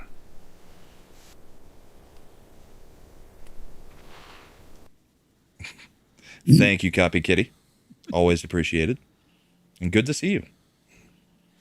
Yeah, I was going to say, now, on the other hand, what I did this weekend, in my area, one of the PragerU mobile 250th anniversary trailer museums came around, so we took our son there. That was pretty cool. Prager seems to be doing a little bit better. He's still paralyzed and is going to be forever, but he's at least being able to speak a little bit. He took a fall last year and is paralyzed. He cannot move. He's lucky to be alive. Holy shit. He basically has the ability to speak, and that is all that is left to him at this point. Oh my God, that's awful. Yeah. Old guy taking a fall, usually major damage. And he took the major damage. Well, there's that. There's Jordan Peterson. Nobody knows exactly what's going on with him. There's a lot of people that have had some bad maladies hit them in the last year. on the Sounds like it. on the conservative speaker side of the aisle. So pray for him. But Prager seems to be he's in good spirits because he can still read and he can still talk. And those are the two things that made up most of his life, is educating himself and trying to educate others. So while I don't always agree with him, I am glad that he is still a voice for us. Yeah, that's unfortunate. I'm sorry to hear about that. So how was it, Chad? Oh, it was pretty cool. I mean, it wasn't the biggest, like structure, but it was at least it was geared towards kids, obviously, more than adults. It was using a lot of AI tools. Like they had a segment where they took that famous portrait of George Washington, and it kind of like morphed into a speaking George Washington, like giving a message about fighting for American independence, things like that, which was interesting. Like you could definitely see that they were leaning into using Glenn Beck's AI model that he developed, where it's basically he only fed in George Washington to the whole AI, and that's all it spits back out. Well, I mean, I don't know. It was generative AI video, so that's of George Washington's giving a speech. Okay. So you've heard about that with Glenn, though, right? No, I did not know about George AI. Yeah, Glenn Beck basically just took anything that George Washington ever said, anything that he wrote that he could get his hands on. That's all he fed an AI. So it's basically you can have a conversation with approximately what George Washington would respond back to you with, because that's the only information it has. It's kind of interesting. Yeah, it's interesting. Yeah.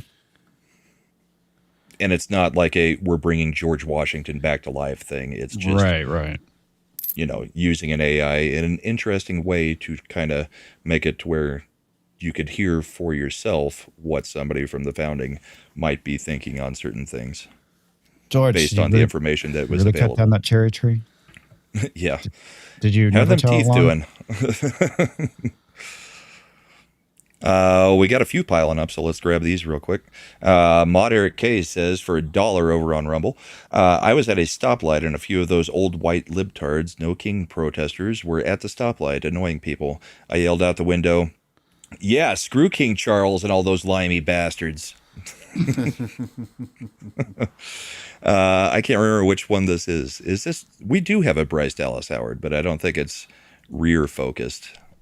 Lil Chad always wants more. And so do I. Yeah, he wants so much more that he's asking you for yet another Bryce Dallas Howard. No apology. Is that actually Bryce Dallas? Doesn't look like her. Yeah, I think it's a lighter version. A little less hefty. Yeah. Yes, back in the day a little bit more. Moderate K for $1. They looked at me very confused. That was definitely more, Spider-Man 3 Bryce Dallas Howard. We'll give Eric K the brunette. All hail the bullpen. I'm sorry, what was it? All yes. hail the bullpen. Uh-oh, it's still playing. I thought I turned it off. And then we got Darren coming in with 25 Canadian. Thank you very much. Blessings to Mrs. Bull, yourself, and the family. My prayers are with all of you. God bless. I will pass that along. Thank you very much. And thank you for the super chat. Do you have a specific super chat reward that you would like? And I'll wait for the answer on that. In the meantime, Mod Eric K comes in with another $1 and says, maybe if I had time, I should have added all the Muslim countries and dictatorships like the CCP. Or you could have just sprayed exhaust smoke out at them, and that is just as effective and probably better. Let's see. We'll go back to the Chad redhead. loves the Ottoman Empire. Brahma is an Islamophobiast, and Comix is the smartest 5'10" midget ever. And those are fake green eyes. Just the green eyes. Indeed. Darren says Sydney. All right. The bullpen thanks you for giving that I need more. All right. That gets us caught up there. So, what was the other topics we were going to hit, Chad? Mission creep in Iran, which is a concern now. I know Matt Walsh was specifically getting a lot of traction on posting about that. Right. And so the 82nd Airborne's been dispatched, which is about mobilized. 3,000 soldiers. Or yeah. Yep. Not necessarily to Iran, but to the Middle East. Well, I mean, Jesus. Yeah, it's it's not. They're not being mobilized to go into Iraq at this point. They could be mobilized just to be an option if option is needed, not necessarily because the thing is going to happen.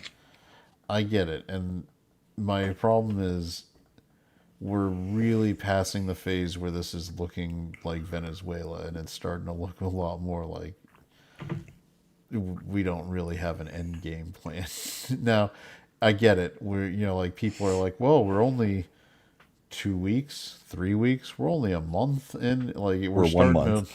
We're starting to start pushing the dates on these things. And I don't know about that because Trump was quoted right at the beginning as saying it may take 4 to 6 weeks. That was the timeline he had originally given, within a day of the first action. How many weeks 4 has to it been 6 so weeks. far? It's been 4 weeks and 1 weeks. day. We went in on February 28th. It's March 29th. So we're still within the timeline that he had originally stated. Now, there are different things happening because now there are troops being sent over there, but not necessarily for an invasion still. And I still don't think we're going to see an invasion. I mean, there's two. All right, so there's massive buildup invasions, right, and then there's mission creep, which is like Vietnam.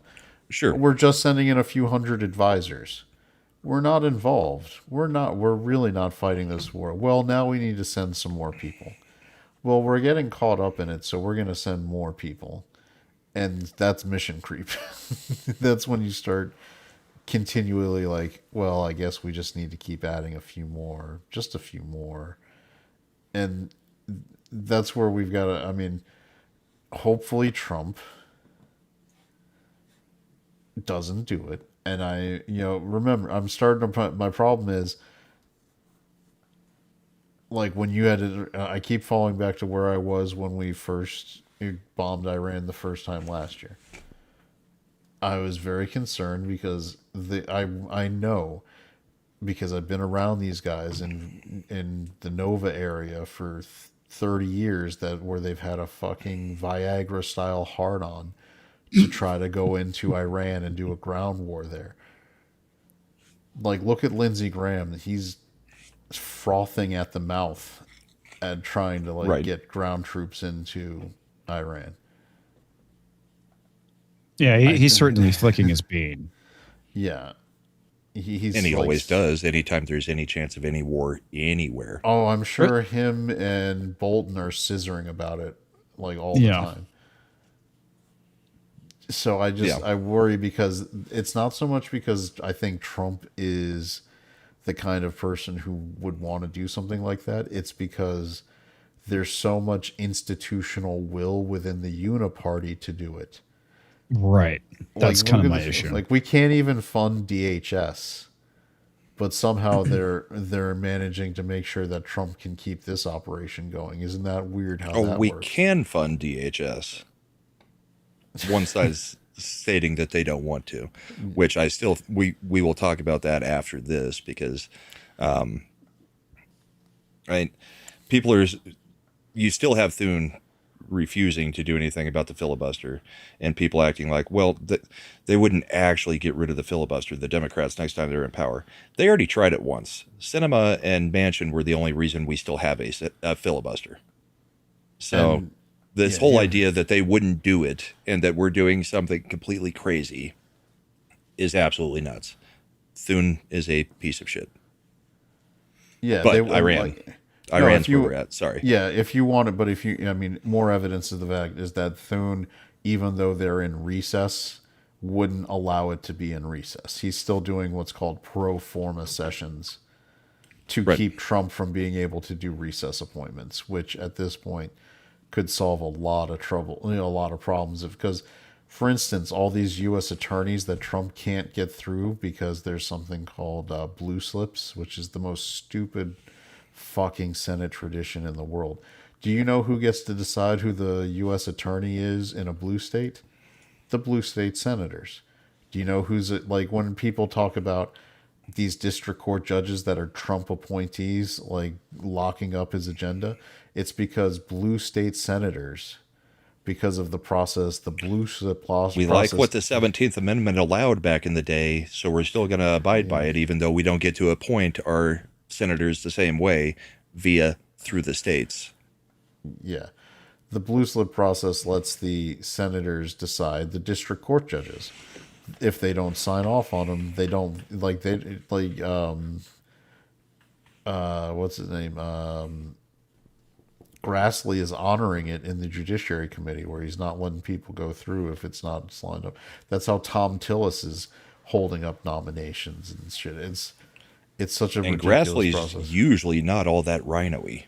No, he's ancient, but usually a pretty good senator on our side. Yeah, for the most part. This is where they get into that like institutionalist kind of mindset, and it just sucks. Well, that's what happens when you've got multiple senators that have been there for 50 years or 40 to 50 years. Mm-hmm. I mean, Grassley is the longest serving senator currently, I believe. He's at 51 years. Yes, I believe he might be the president pro temp of just being the longest serving one. Yeah, I'm pretty sure 51 years is where he's at. So let me grab this real quick. Jim WTX gifts a Brahma Bowl membership, and that went to Brother Robbie. So let's do Kate Upton. We haven't done that one yet. Chad wanted this. I like Brahma, and Mad is on fire. Literally, Mad is on fire. Chad wanted this. I like Sometimes. I do have a clip of JD Vance we can do about the mission creep stuff. Let me pull it up, because people are attributing certain things to this specific talk that he was giving and saying that we're now going to push it to 1 to 2 years. I don't think that's what he's saying here, but let's pull it in and you guys can decide for yourselves and we can talk about it.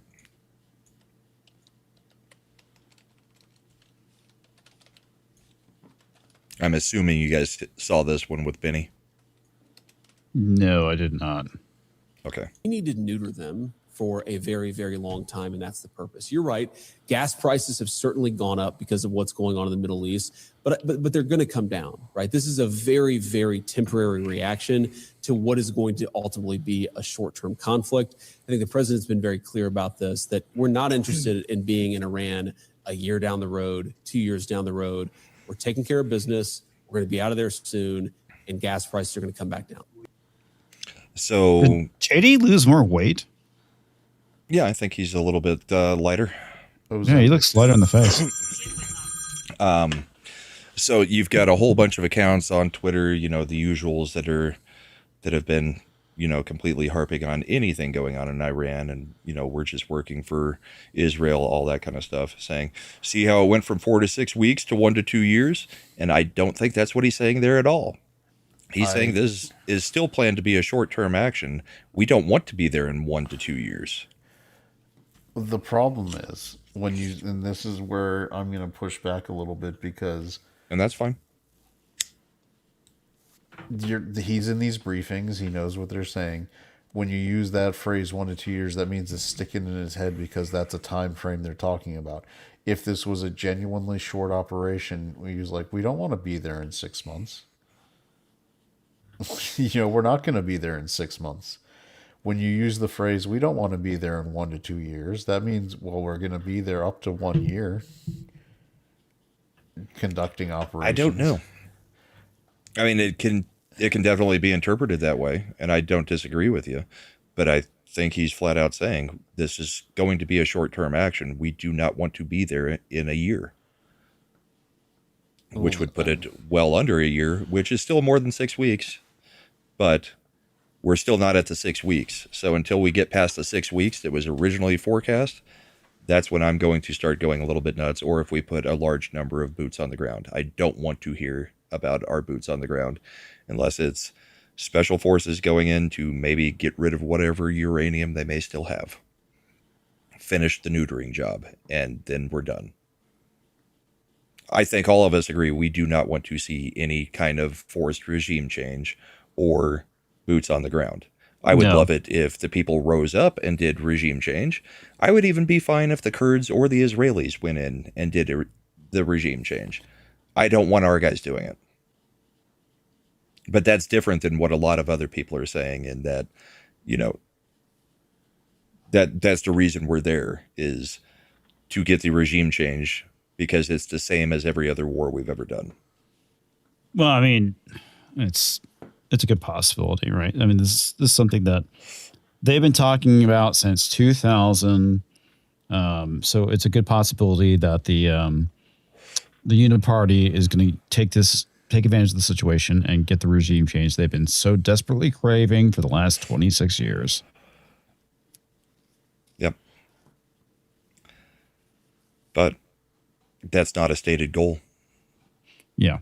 It may be a side effect, but that's a side effect of cutting off, 70% of their government.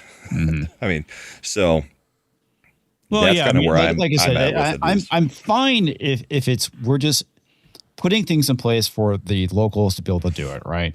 That I don't care about. The moment we start sending in troops in is where I'm like, okay, this an invasionary style force is this is Iraq 2.0 all over again. So, but again, I've said it for weeks.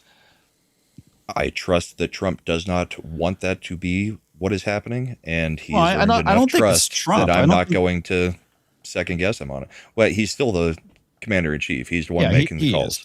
Yeah, he is. But the issue is not with Trump. I have it's basically with the people around him that will push him into it.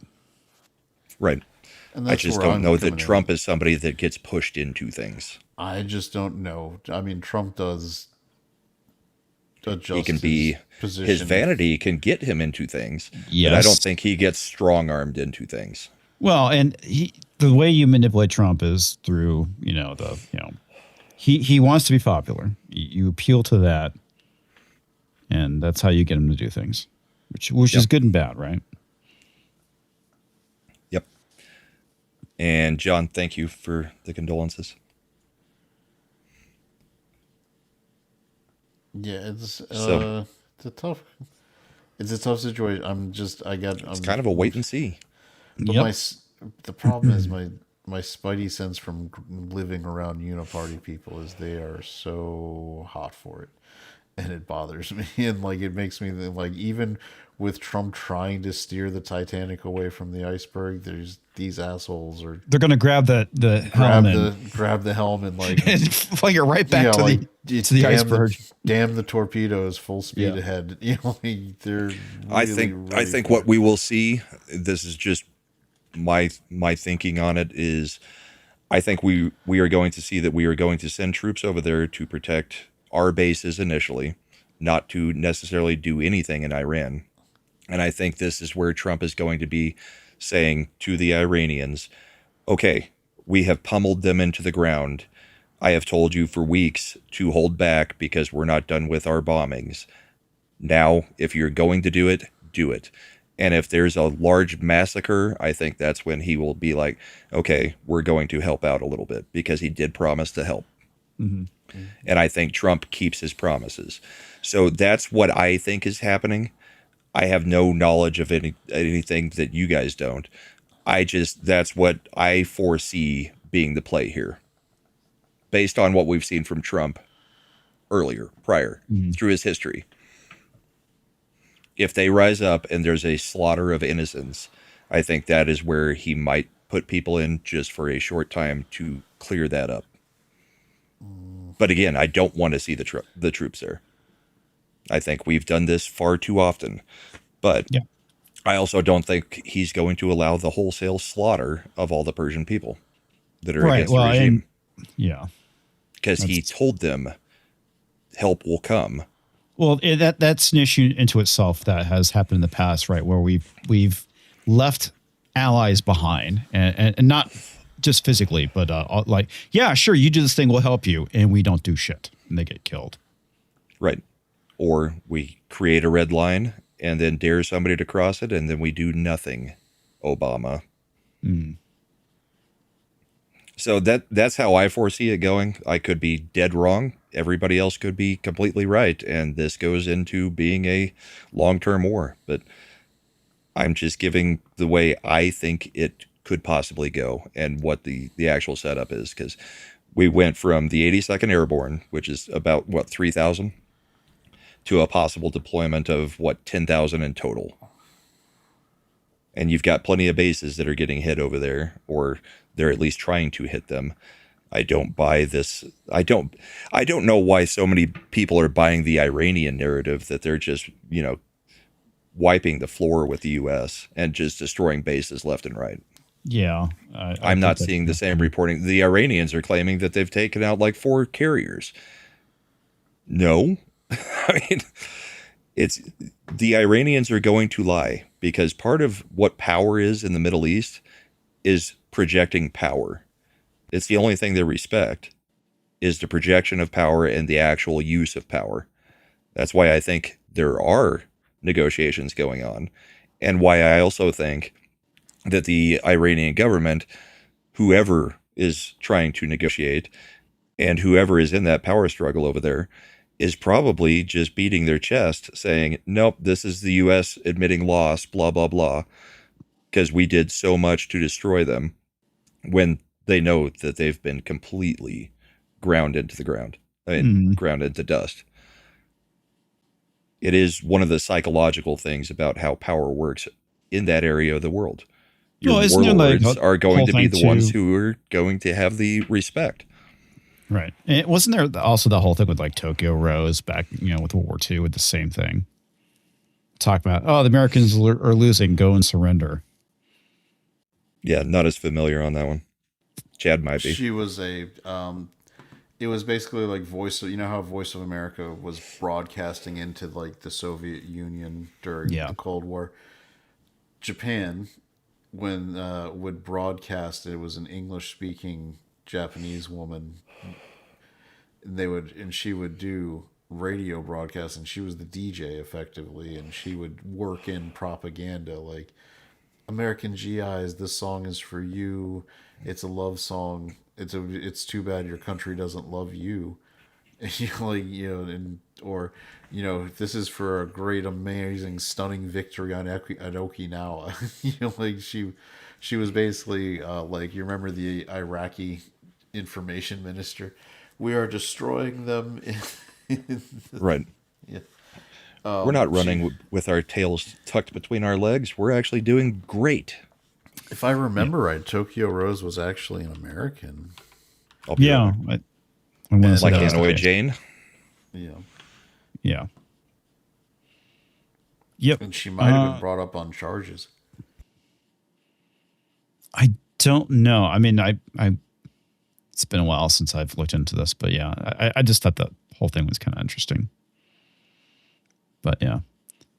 Well, I also remember a thing too, like during the Iraq War, he had something very similar, and I think they called him, was it Baghdad Bob or something like that? Do you remember that at all? Yeah, that was Baghdad Bob was the Iraqi information minister I was talking about. Yeah. Okay, that's right. But yeah, interesting.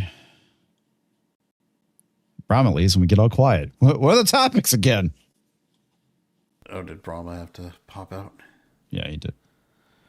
Oh, yeah, we were just talking about Iranian mission creep. Yeah. I mean, that is, like I said, I'd be right back. I know. I mean, you don't even have to go that far back. You can go back to, what was the dude in Ukraine that they made up the whole fake story about, the ace pilot. The ghost. Oh, yeah, the ghost of Kiev, yeah. And it was video game. It doesn't always just happen against the U.S. It happens in most wars.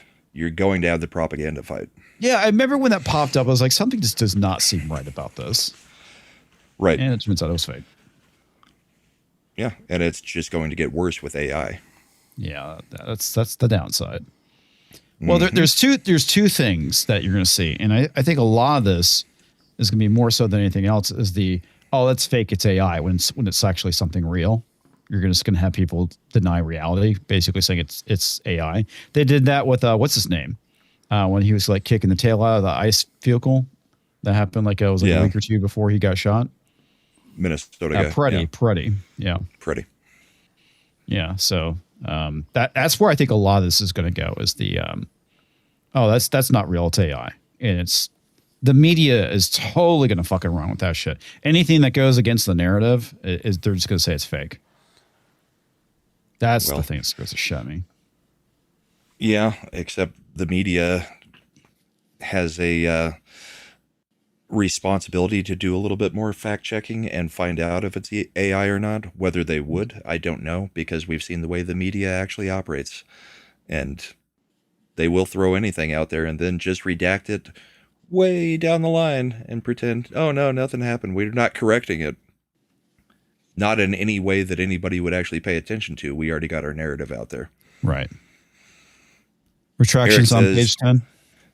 Eric says, Tokyo Rose was forced into those broadcasts. She was charged after the war and convicted of treason. Yeah, Eric Myers, we're still in the regular show. We haven't started the after show yet. Yeah, I don't know if there's going to be a long after show tonight. No, I've got a house full of family still, and I was gifted a couple hours to do the show. So we probably won't do much at all, maybe 15, 30 minutes if we do anything. Because I got to check in on Chad's homework. I didn't get to do my homework because of obvious reasons, but we should probably... Was there anything else you guys wanted to cover? I didn't do my homework either. I was busy. You son of a... It was you don't understand. Little League season started again. I'm coaching, and it's just fucking nightmare. We've been rained out, so we added extra practices when we could, and I am not built for doing this anymore. I had to take a leave. It hurt. Because these kids, man, they can't make throws yet. Or catches. Or catches. So you are... It's literally just steal second base, third base, and home after getting on base. Yeah. Or it's not even stealing. It's literally just overthrow after overthrow after overthrow, chasing the runners at certain ages like that. And then you've got the kids who have the really good arms, and so you're just sitting there 15 feet away, all right, we're playing catch to warm up, and this fucker's gunning it like he's in the World Series and it's the bottom of the ninth and he's the closer, and it's like, Jesus Christ, man. You don't need to try to blow my hand out. Just throw it. You're play catch, make throws. Don't, we're just. It's the actual athletic kids, having to show that they can actually do something. I was told one kid, I was like, you're not trying to throw me out at home from center field, buddy. We're 5 feet away from each other. Just chill. Come on, man, you can do that. Chill, bro. Chill. Eric says we should get ABF to come on one of these days for the bullpen. Trying to think, who's ABF? ABF. That's a good question. I don't know. Alec Baldwin's finger? Is that who you're talking about? Oh, yeah. Alec Baldwin's, he's in the chat. Yeah. Okay. Oh, yeah. Alec Baldwin's finger just showed up. So I saw he did the epic troll picture with Alec Baldwin in at MegaCon. That's hilarious. Preem job, dude. Preem job. And it looks like DB Wild's already got his homework done. Let me see if I can save it and bring it in so that we can have the new Bryce Dallas Howard clip. Yeah. Anything else you had specifically to cover, Chad? Because No, I just like the. I just want. We're to at our out, usual 2 hours, so yeah. I just like to put out my public as much as our show. Some isn't like the most widely previewed, but there is. I don't want it to sound like this is crazy. This is weird to say, but there's an attempt, I believe, to keep on the at least what in terms of information that's getting to Trump, the idea that there's some kind of unified, everybody's comfortable a-okay with what's going on in Iran. There are concerns. It definitely can't be going on forever. Like, it needs to be winding up. And on the other side of that, I don't think everybody is as black-pilled as Twitter sometimes makes it look. As at the same time, there are people who have concerns. There are people who have legitimate concerns, and then there are a whole bunch of people that are just acting completely crazy about the whole thing because of the whole Israel component of it. And that's the ones that it's just like, I'm not listening to them at all. I understand somebody like Chad having the concerns he has. He's voiced those for a year now, going back to last summer. Yeah. And I completely understand those concerns, but also I'm not going as black-pilled as half of Twitter seems to be, and I don't know that that is the actual consensus on the ground amongst regular people. We get very caught up in the Twitter sphere and the YouTube sphere quite often, and I don't know that it's the same world that people are on the street doing the same thing. So, yeah. I think it's good that we get our opinions out there on it, because that's ultimately why we do this show, is to it's regular dudes talking about what's going on. Right. So let's see. I think this is the new one. We'll give a free preview of it. Nope, that's the old one. It didn't bring in the new one. I'll have to download it a different way for it to come in, I guess. Is it I think he shared it on X. Yeah, he did. I can share it from there. But when I tried to, you could do it from there. When I tried to download it, it apparently did not bring it into here the way it's supposed to. Actually, nope. Here it is. I have a ton of thanks to give. It could be all yours. Now I got to figure out where to hide it again. There. Did it play? I mean, I think, by the way, this one... Did it not play? Yeah, it didn't play for me. I saw it, yeah. Okay. Yeah, it's just me. Now, here's another good one that could be added to the mix. This is one. Here you go. Welcome to the bullpen, guys. Welcome to the bullpen, guys. Yeah. Indeed. I mean, we are blessed. We are. Bryce Dallas Howard supremacy. We are breast. Bill, where did you put it? There it is. Do we have any memes for tonight? Yeah, it looks like Deeple did get some memes. Let me just see if here's some memes. All right, got it. So let me share. All right, we've got a meme of that awkward moment when you misspell your sign while calling someone stupid. Yeah. My dog Misspell, is smarter misgrammar. than... Yeah. I think they meant than. All right. Yes. Then we've got, in terms of the special relationship, we've got the meme of Trump looking back at Japan in the red dress with Britain being very upset. Nice. I mean, to be fair. Mexicans who've been in the U.S. for 3 generations running around with the Mexican flag. And then on the right side, Japanese who've literally never been to America once, dressed in a cowboy hat, American flag, cowboy shirt. doing it all. It's funny because, yeah, you remember Japanese and Asian tourists in general back when we were little, back when there was, like, we used actual cameras instead of our phones. And all they did was just run around with Kodak cameras, taking pictures of literally everything in America. Everything they saw. And this is a reference to a specific legality in Japan regarding displaying items in some kind of adult content, where it's barbecues in America and it's a bunch of sausages on a grill. And then on the bottom it says barbecues in Japan, but they're pixelated to obscure them. Because you can't show dong.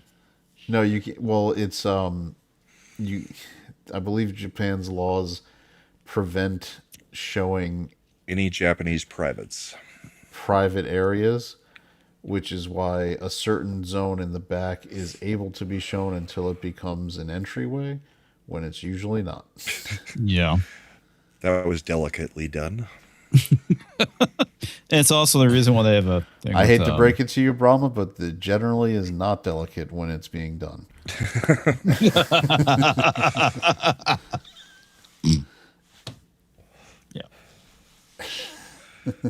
Some might even say those poor women are being casually Brahma'd when that experience is happening. Have you seen, those stupid TikTok videos and stuff where this is the part where Tina decides to jump into the chat. Of course. Of course. Have you seen, those TikToks where like the guy runs up and he's got 3 pieces of paper and one is like, clean the dishes, one is, vacuum the house, and the other is backdoor. And the girl will always pick backdoor. There was one I saw today that just flashed across Twitter where it was, she picks the backdoor one and then she immediately reaches behind her and pulls out the Uno reverse card and he starts running.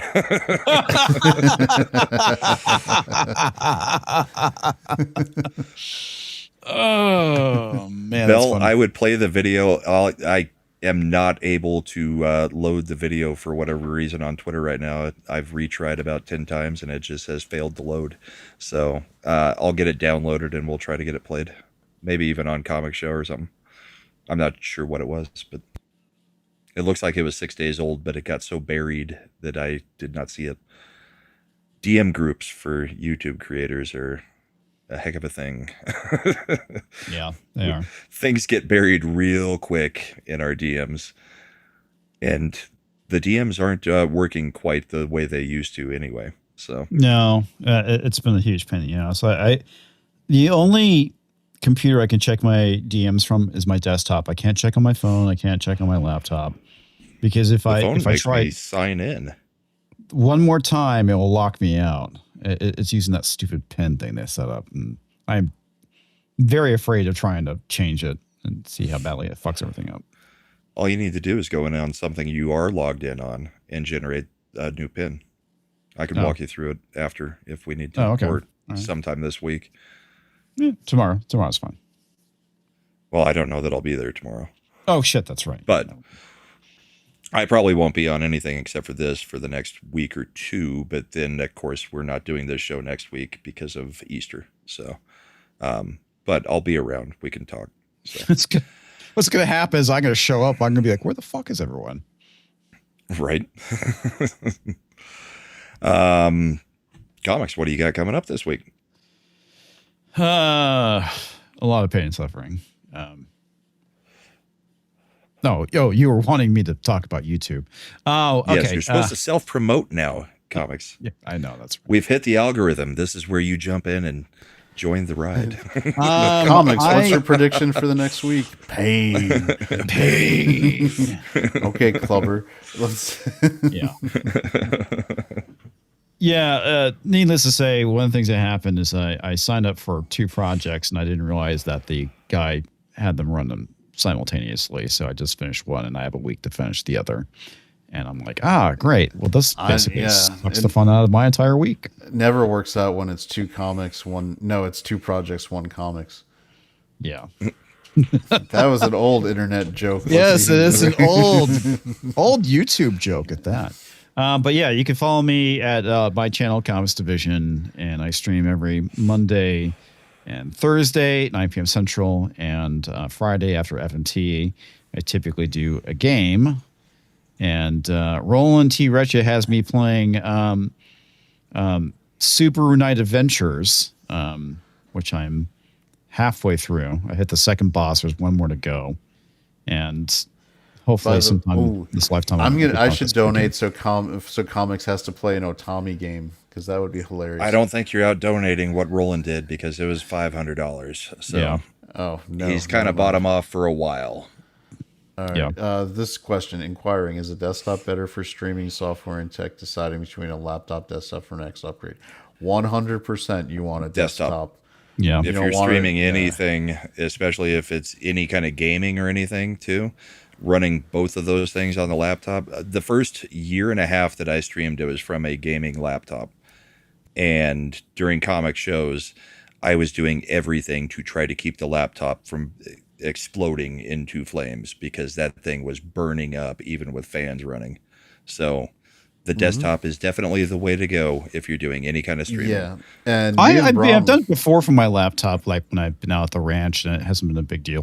I've had a gaming laptop too, but I have 64 gigs of RAM in this fucking thing. So for those who are longtime viewers of the content I've been a part of, they will know my initial streaming setup was a Surface Pro, and it was adequate for like if I was just joining the show. But then I would do, like there's a famous if Mad I don't know, was that on his old channel? The famous gaming stream where the Conan stream, so where Chad's running through one of the boss level areas, aggroing everything because he can't see any of them because his computer can't generate any of it. So the whole group is just getting massacred behind Chad while he's just running straight through the boss zone. Mad thought it would be hilarious if because I didn't have obviously I was on a Surface. And it was on the downgraded laptop mode for Conan. And so he was like, you can be the guide for us getting to places. So I was like, all right, so I'll put the pit on the map and I'll just go there. So I'm just going straight through. Nothing's bothering me. And then I turn around and I'm like, where is everybody? And they're like, we're getting destroyed by these upper level end game bosses. I was like, what are you talking about? It was just open there. It just ran right through. Oh, it was good. This is the Conan game, right? Yep. Conan Exiles, yeah. Exiles, yeah. Aggroing literally everything that could be aggroed. I don't know if I bought the expansions, but I remember I ended up maxing my character out. It was level 50 or something, or was it level 20? I don't think you had to buy any of the expansions. They just kept releasing patches. No, yeah, it was just updates and stuff. There's a lot of extra stuff if you haven't played since the beginning. Yeah, and they keep raising the level cap. It's like everything else when it's a live service kind of game. The level cap just. But you don't have to pay a subscription. It's just you play the game. Yeah. Yeah, this was what happened when I got the new computer and everything rendered and loaded. I was like, shit, this is really hard. This zone isn't supposed to be somewhere I'm supposed to go. And then I remember it was the first time, this was on the stream. I was playing mine, and then I looked over on my other monitor to where I had the YouTube feed open, and it was, I think it was Mad, streaming his game. I was like, oh, is this what the game's supposed to look like? That's really nice. That's what it's supposed to look like. I was like, that's really good graphics. We'll continue really this in the after show. Yeah. Chad, what do you got coming up? We got actually, I am not going to be there this week. This is my travel week, unfortunately. So I'll be out on Friday for the Ascendant Art podcast. I am going to be in Florida. Good Friday travel? Work, business stuff I have to take care of. And then I'll be back on Sunday for our show, though. It's Easter. We're not doing it. Then I'm just going to be back. April 10th will be my return date, but I think Slender might still be doing Good Friday. We'll see what he does. Might be gaming, might be doing something else. Because we've got our 90s music bracket, which has been quite contentious. I've begun making mine.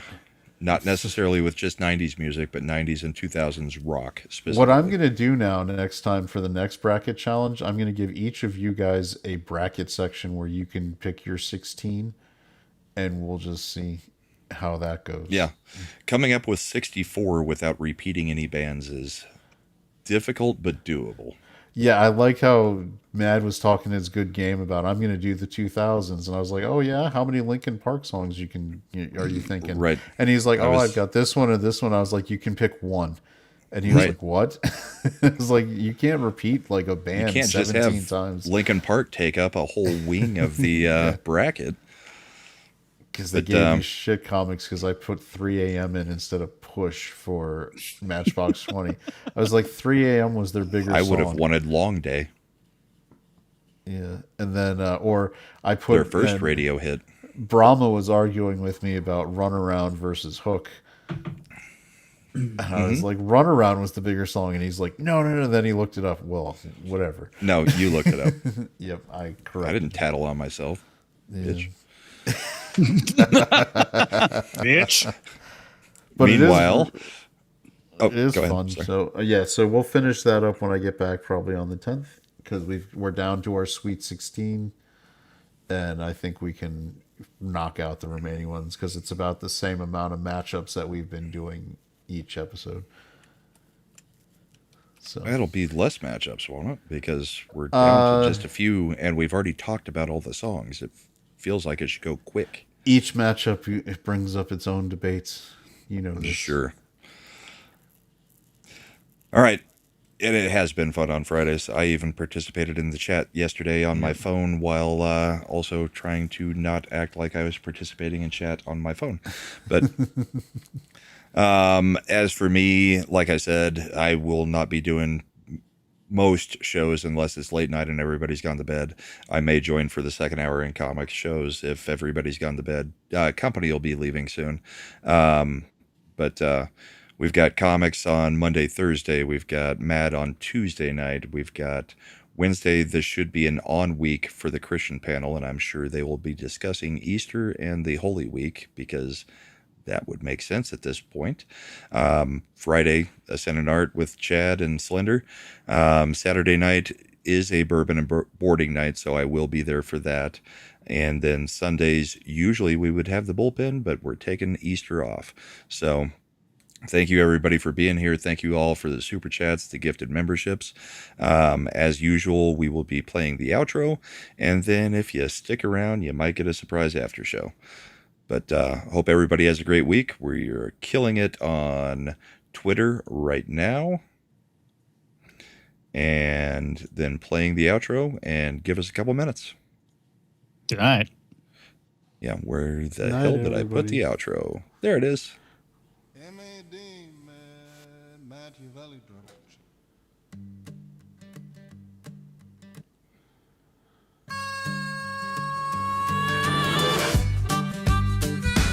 Night, guys. I'm dropping. All right, man. Yep. Have a good night. Yep. I will be around if I can. You know what's up. Yep, totally. Take care, man. And if I don't see you, have a happy Easter. You too. Thank you. Will do. Take care.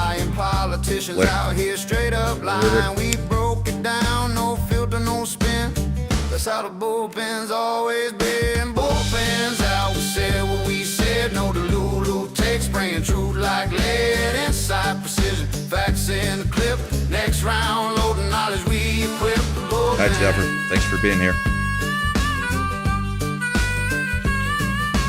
Dead ass the chops on lock, got the flow, see it mainstream, pushing cap, but we see it clear in the lines, cutting straight through the haze, real spitting on front, ain't playing no games, left slip, tripping on the foolery.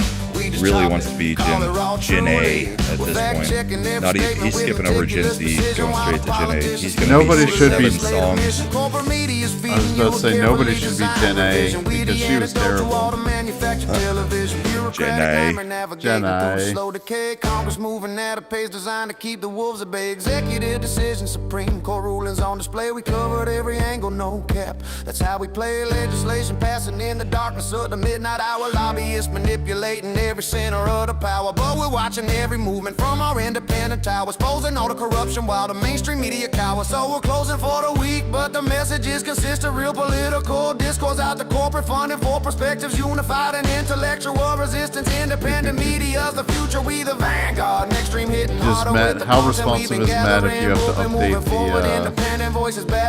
all the news? He keeps asking me. I've been the one who's been behind.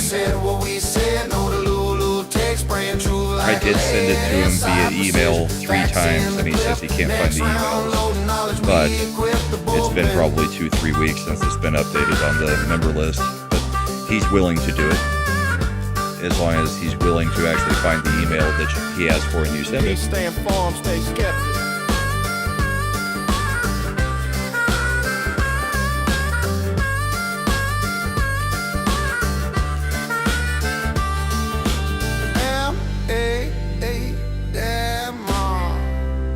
Machiavelli protection.